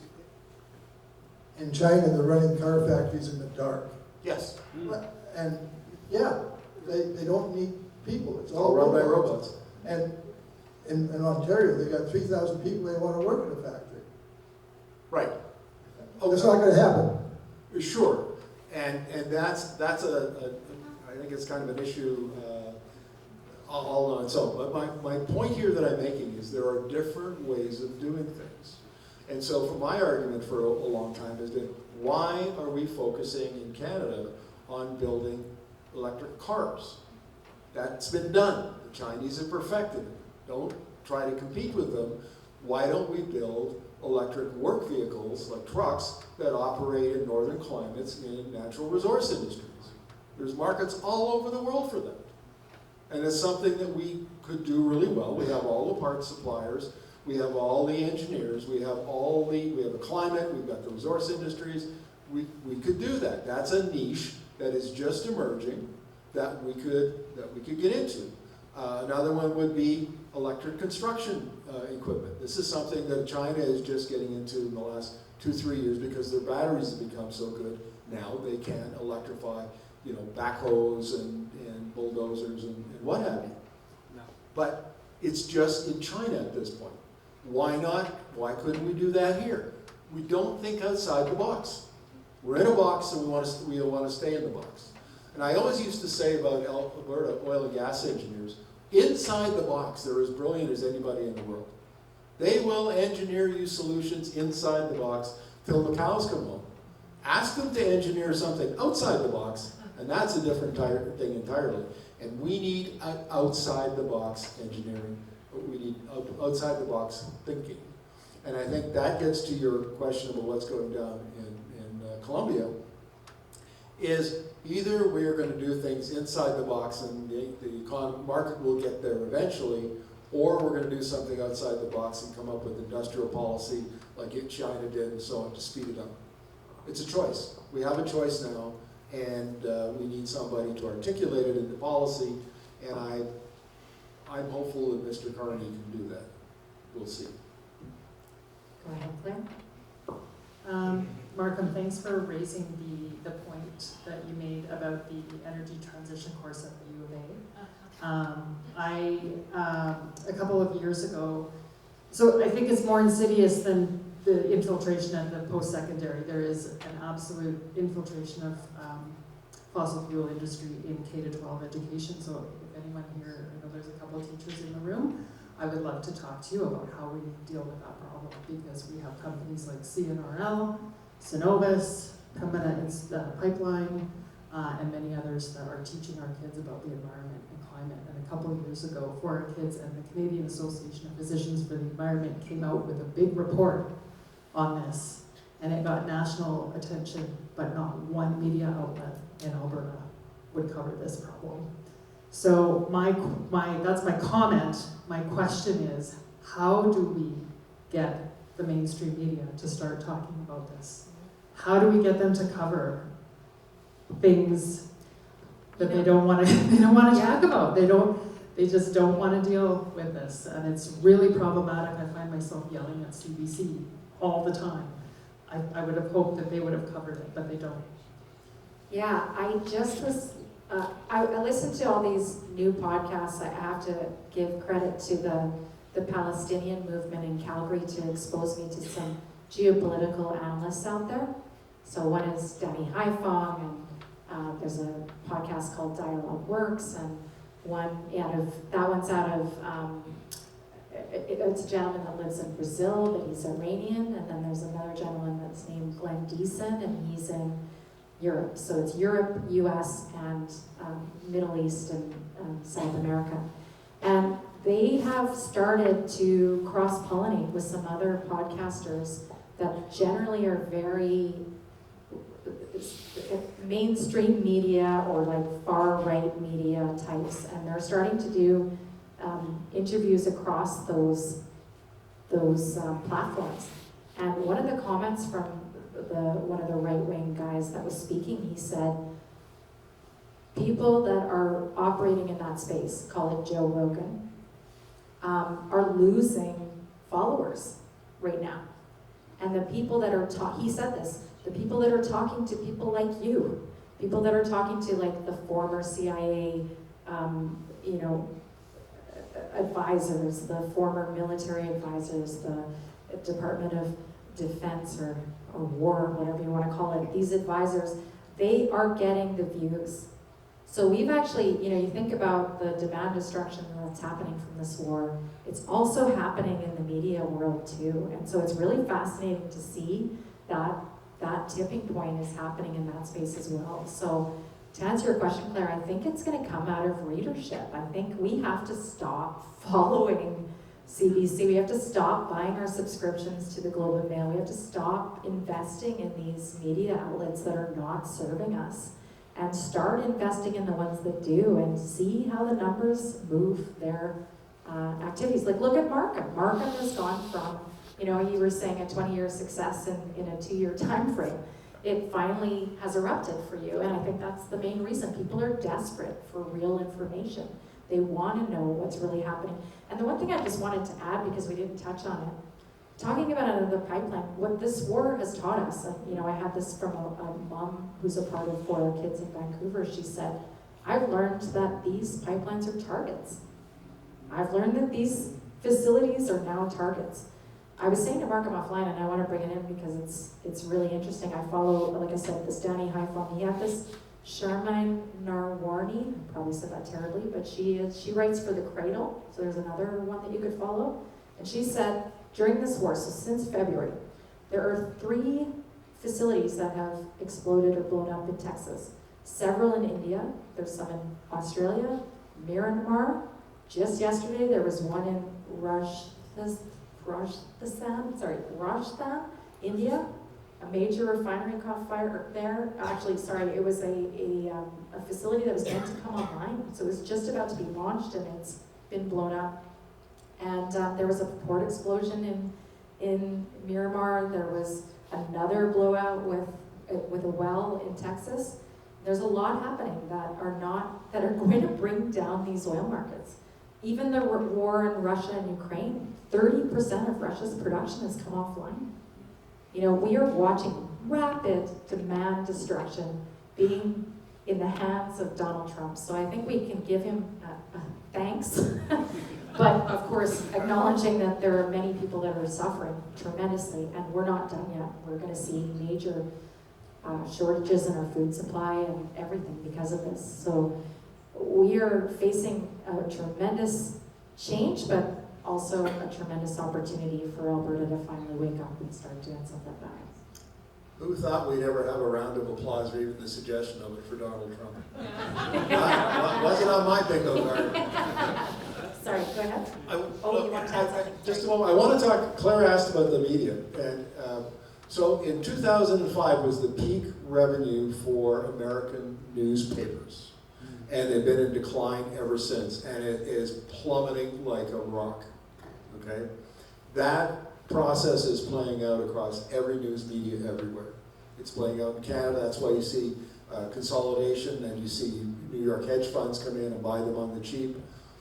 We are never going to have the same kind of mainstream media that we grew up with and we came to rely upon.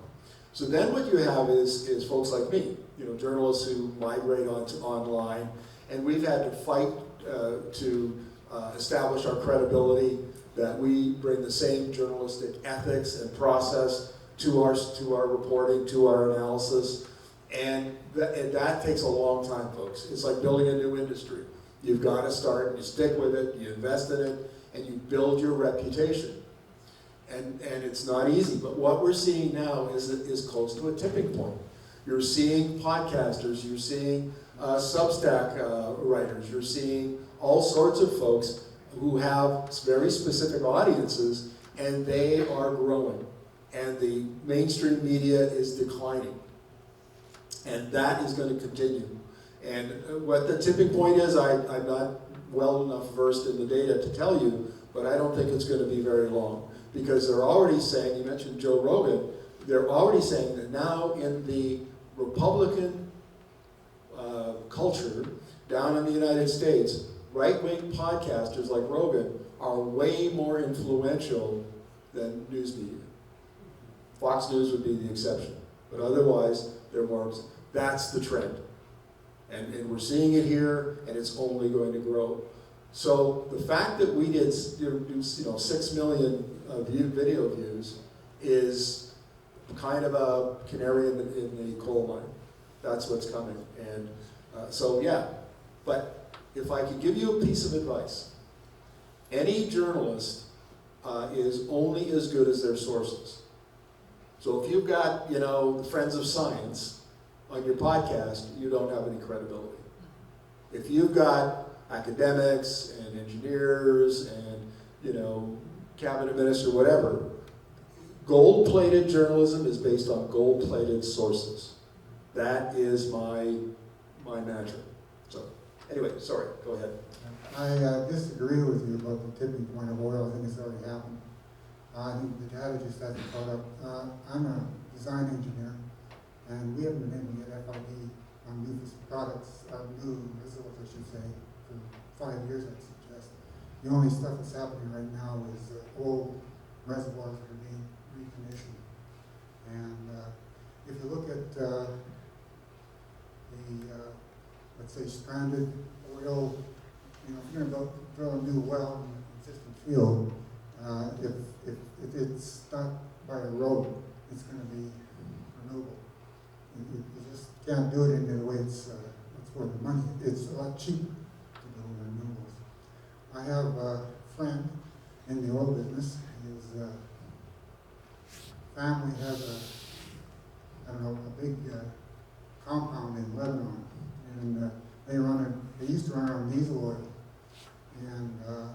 And 3 or 4 years ago, they converted to solar for the price of a load of diesel.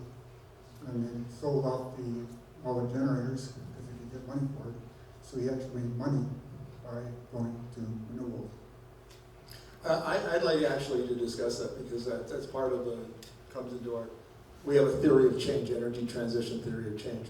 And one of the things you have to understand is that the transition is asymmetrical. It doesn't happen everywhere all at the same time. So Asia right now is leading thanks to China. Europe is next. They got started with policy 30, 40 years ago, and that's kind of put them into second place. The United States looked like it was going to compete with China. Joe Biden made it very clear that electrification and electric technologies innovation was how they were going to catch China, and then Trump destroyed all of that. So now it's basically because North America is kind of fortress America for hydrocarbons. And then you've got the Latin America and Africa that are kind of lagging, and a few like Australia that are, anyway. But my point is it's asymmetrical. So the gentleman and I are actually violently agreeing. His point is that there are many places in the world where the electric technology, whether it's renewables, whether it's EVs, whatever it is the low-cost alternative. And that's why it's spreading as quickly. It's not always the case everywhere because government policy, because the industry lag, for a whole bunch of other reasons, but it will all catch up eventually. Is that a fair reply to your comment? Well, I'll just add as well, like the conversations I've followed as well. Like I follow Justin McCulka, who's a reporter for Oilfield Witness. If you guys have seen the eco-justice videos about the methane leakage and stuff, Justin works with them, and he talks a lot about oil demand having peaked as well. The argument is diesel has peaked in 2015. So I think that the problem we have is we talk about oil growth in a broad sense rather than an individual type of oil sense. And that's where I think things like diesel are really important in terms of the system breaking down. I got a follow-up. Okay. Actually, if you look at actually, if you want to put a gas turbine in place right now, it's going to take 5 years, 6 That's years, right. nobody knows. Yeah, Qatar's going to be offline for at least 5 years. No, you can't get the equipment. Yeah, It's just not available. that's right. We're looking at like 5 years for compressors, gas turbines. This kind of thing. 100%. All of them? And I can get panels tomorrow. 100%. Yeah.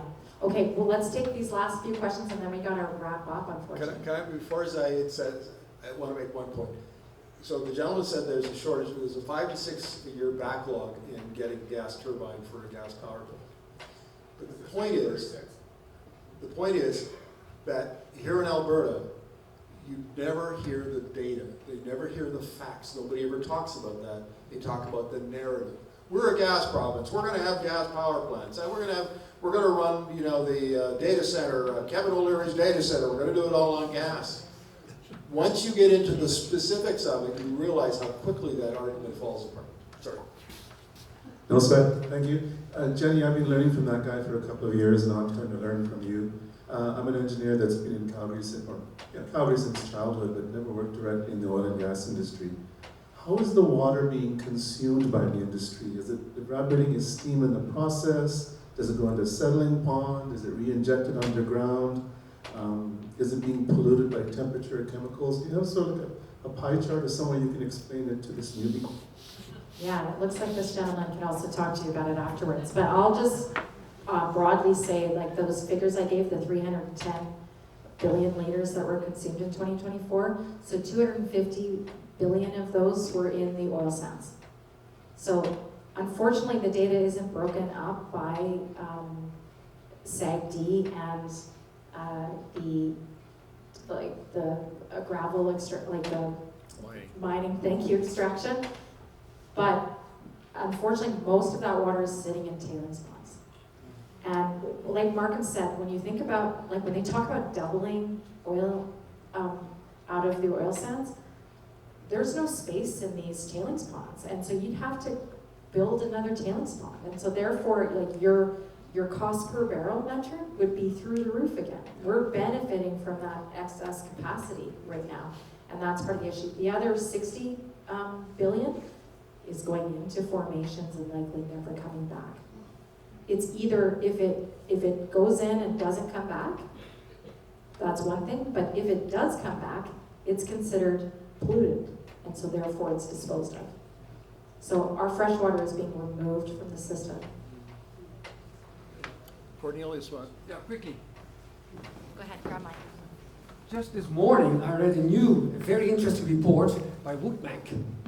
And they compared the disruption through the Strait of Hormuz now to when the pipeline was blown up, when the whole Ukraine started. Maybe you also read this report this morning. The disruption is just as big in the total world gas supply. Well, there was an enormous peak, fourfold or so, in the gas price. It didn't happen now at all. So, and what happened since then is that Europe quickly started to go to the new technologies. It's so quick. Look at, say, famous pictures of Madison Avenue, 1910. All horse carriages, one car. 1913, all cars, one horse carriage. And it's so important to ask, where is your market, sir? And the same is what I'm going to do in your podcast. Miss Gina Reinhardt, Clean of Heart, Northbeck, where is your market? Because I've worked in the iron, steelmaking and coal industry for 40 years. And even the plant I work for are quickly decommissioning their coke plants 5-10 years before they predicted. And he had an MOU to give them coal. It will be shut down before they even start developing Rossi. It's so quick. And I have been going to the island of Curacao for 50 years, was family there. My parents worked there, and this refinery is dead. And now it's full of solar panels. You can buy them off the shelves, the batteries, the converters. It's so quick. So guys, it's happening. Who's up next? Hi, I've got two questions from the floor. So, you mentioned Woodmac and S&P, their economists are forecasting Asia heavy demand will increase by 2 million barrels, while oil demand is decreasing. Can I answer that? It's a clarifying question for what you said, Mark. Okay, so here's an interesting point. We've located 3 oil demand modeling studies from China. One by Sinopec, which is a big state-owned refinery company. The second is CNPC, Chinese National Petroleum Corporation. The third is Peking University. And they all show that by 2050, they expect Chinese oil demand to drop from 17.4 million barrels a day to like between 5.5 to 7 million barrels. So 2/3 drop, okay? Why? And that is because most of the oil demand, 50%, is from transportation. And they're electrifying transportation. So what's going on here is that in late 2024, Chinese oil demand from transportation peaked. The demand from petrochemicals continued to grow. So the growth is now slower. It's a couple 100,000 barrels per year.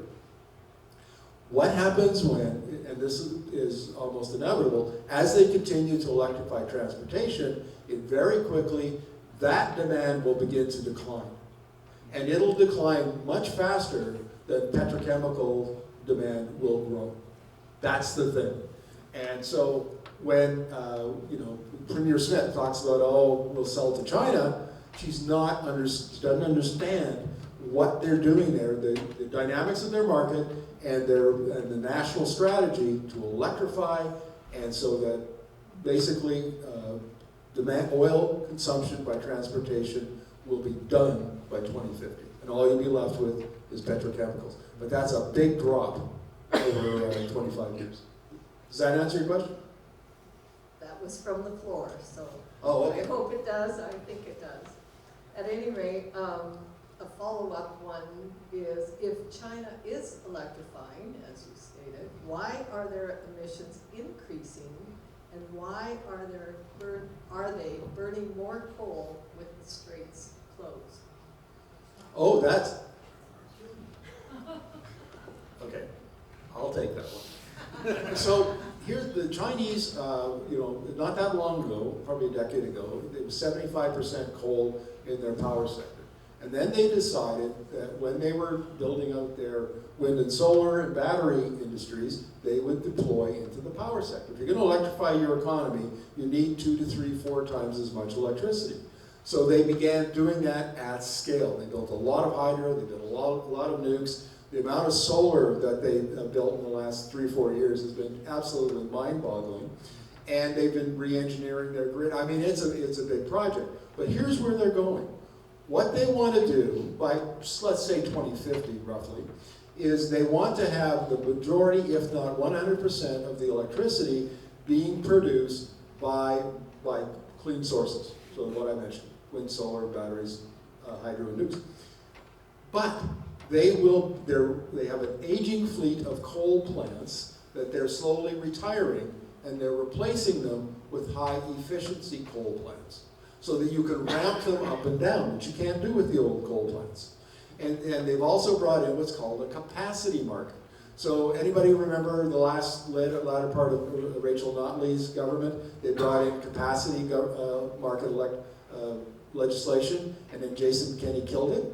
The point of it is to pay power generators when they're not producing electricity. So those high efficiency coal plants are going to be the backup. When they need to ramp up, because wind doesn't blow and the sun doesn't shine all the time. We get that. Sometimes you're in a drought and you haven't got enough water for your hydro dams. So you have these plants as coal plant, as backup, and then you have a capacity market that pays them when they're not producing. That's where they're going. And they're still, I don't know, maybe they're 25%, let's say, of the way to finishing that strategy, but that's where they're going. And that's why you have this odd kind of situation where they build more coal plants, but nobody talks about the ones they're retiring. And they don't talk about how they're all designed to work together in a big grid, and the amount of off-grid solar that they have, which is, and again, an enormous amount. So China is re-engineering its power sector, but it's only at the very, kind of a quarter of the way into it. And that's the role that coal will play down the road. Yeah, and they also peaked in emissions last year. That's Yes. the other argument. But you're right, it's all been going up because they've been switching over to their local source of energy, not importing as much as well. So that was me. So there's nothing to do with the straits being closed in there. Well, Chinese are selling right now. Yeah. From their strategic reserve. That's right. Yeah, remember that in the year prior to the strait being closed, China basically supported global oil prices because it was amassing a major strategic petroleum reserve. It's almost like they saw this coming. So China hasn't been as affected as other countries have because they've had this massive reserve they could draw on. But that being said, Asia puts the economy before climate. So if they can't get LNG for their power sector, they will burn coal to replace it. That they will. And if they can't get oil, then they'll burn coal and they'll get their people to drive electric vehicles. So when when Brett Wilson rags on me on social media, the first thing he says is, coal, coal, coal, why are they building coal plants? And my latest response was, good God, Brett, if you haven't figured out the Chinese power sector strategy by now, what the Asians are doing, why are you even asking such stupid questions? Like, go back and go read Wikipedia, Brett. And that's the problem. In Alberta, we have these simplistic narratives that we think explain the world, and the world is far more complex and changing far more rapidly than we have a clue. And that's what we do at Energi.Media, is try to explain that complexity. First of all, thank you very much for everything you do online, both of you, and in person, obviously, on behalf of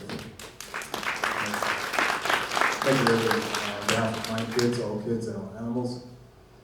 You mentioned, Markham, the demand side of selling in Asia, as well insurance issues behind some of these major projects. I cannot fathom how Premier Smith, PM Carney do not know this. And I'm at a loss to explain what their end game is.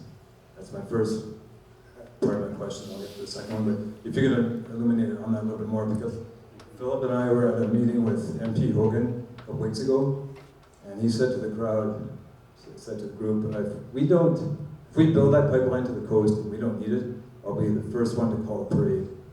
And I looked at him going, are you serious?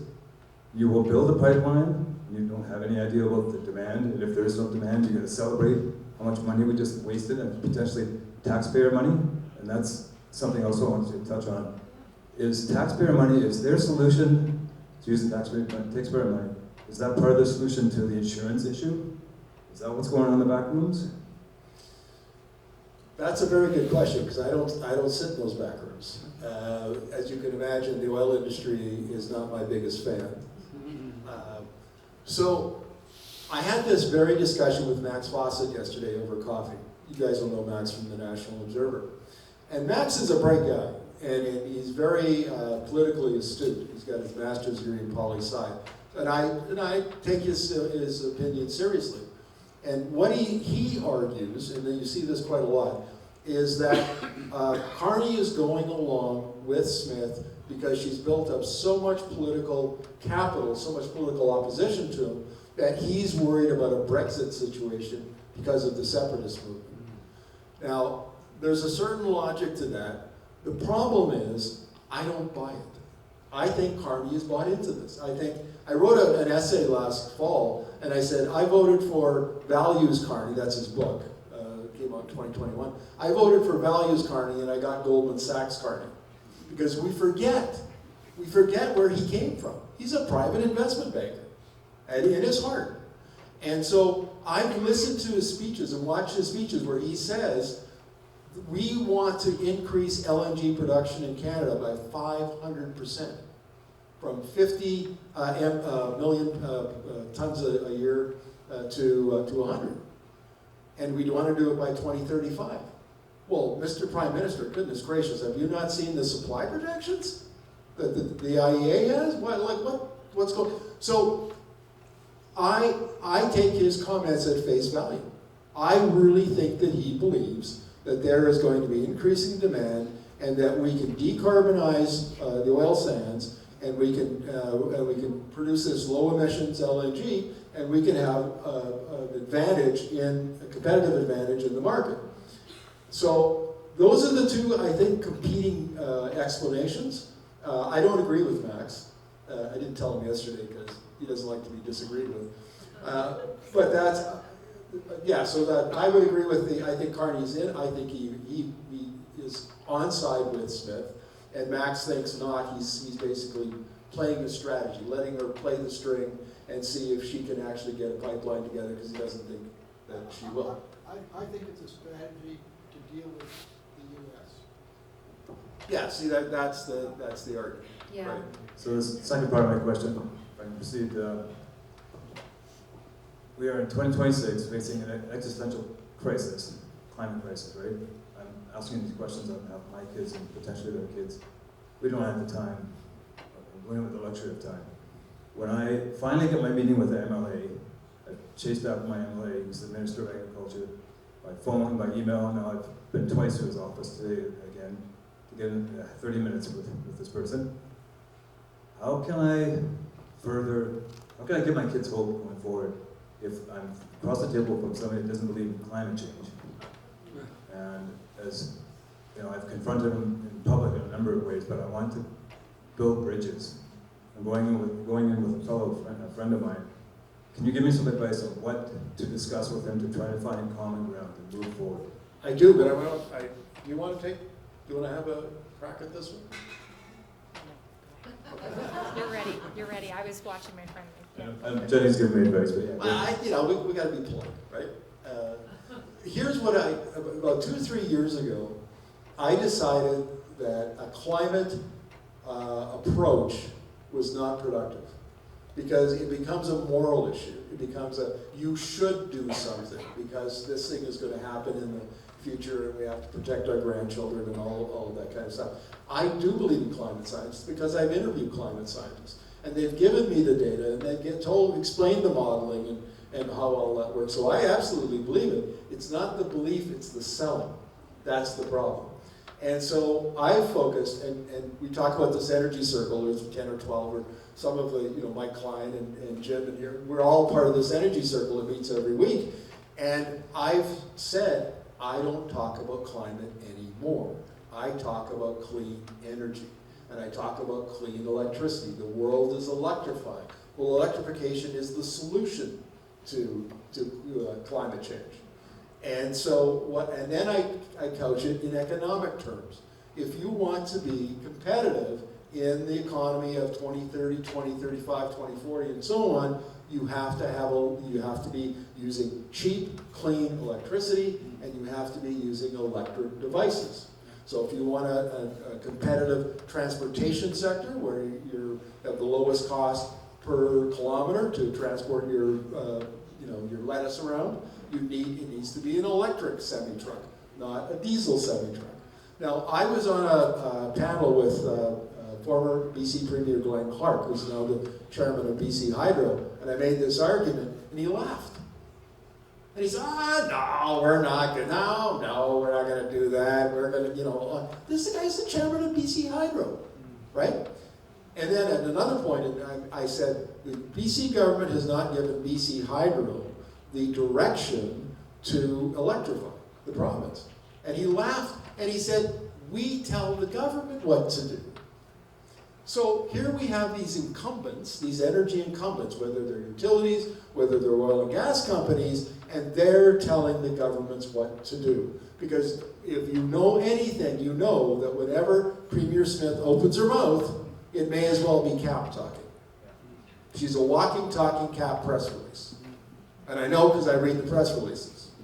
I know where they're coming from.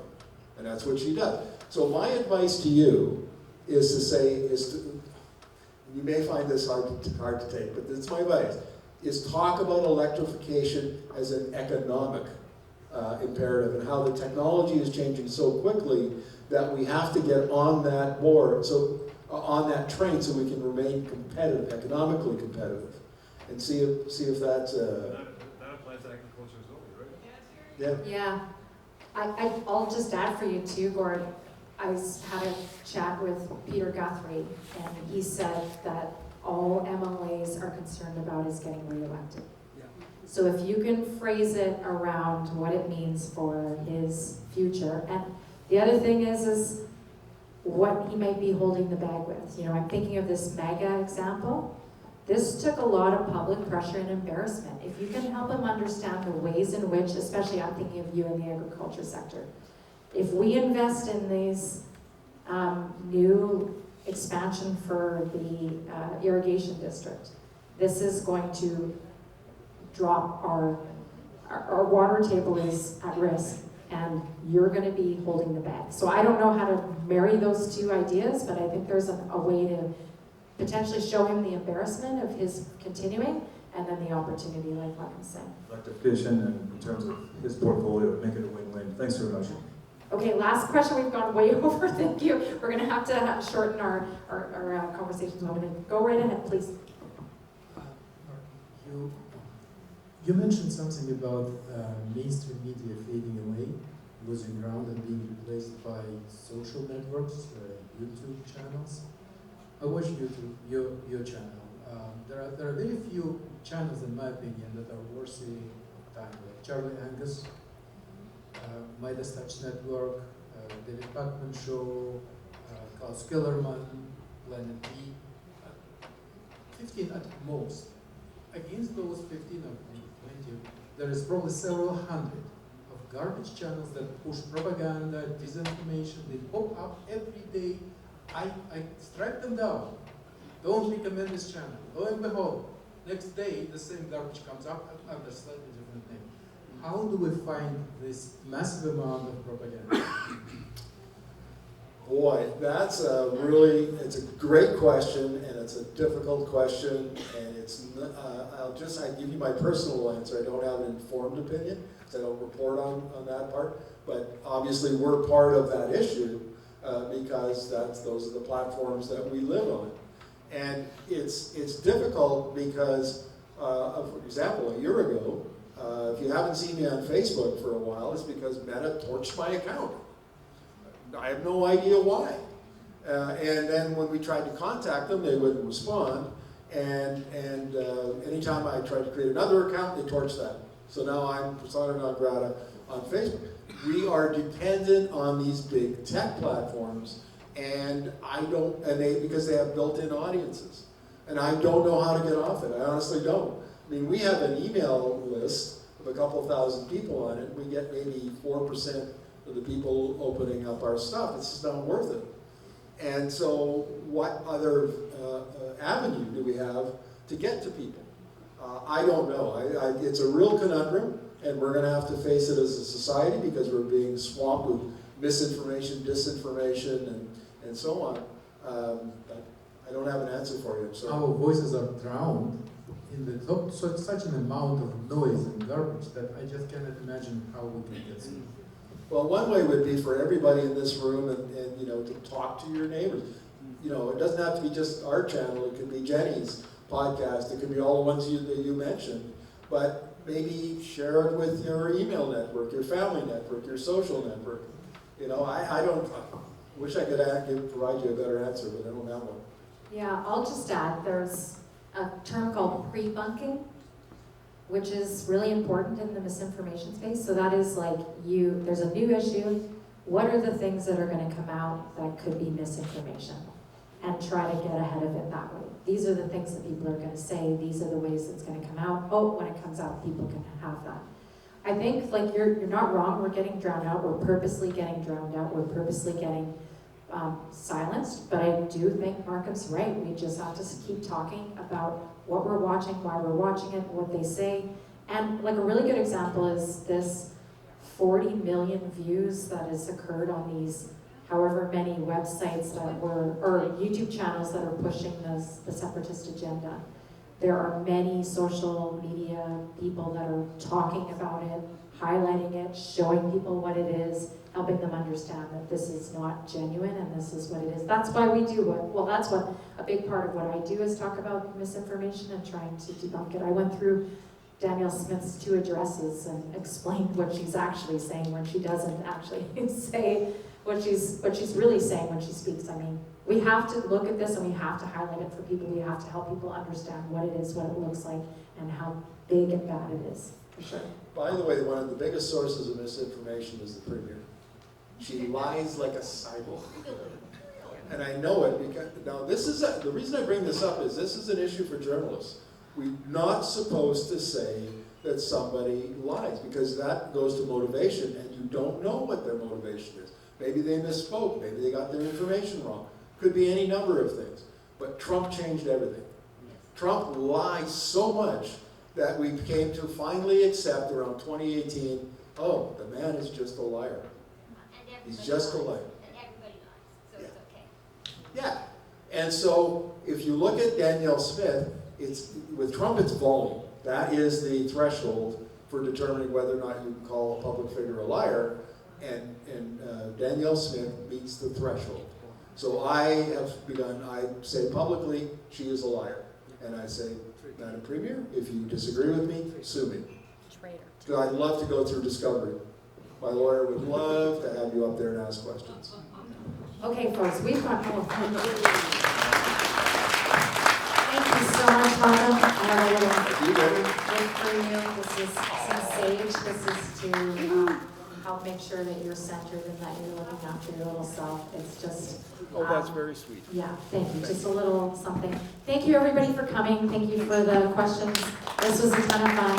Really appreciate it. Have a good night.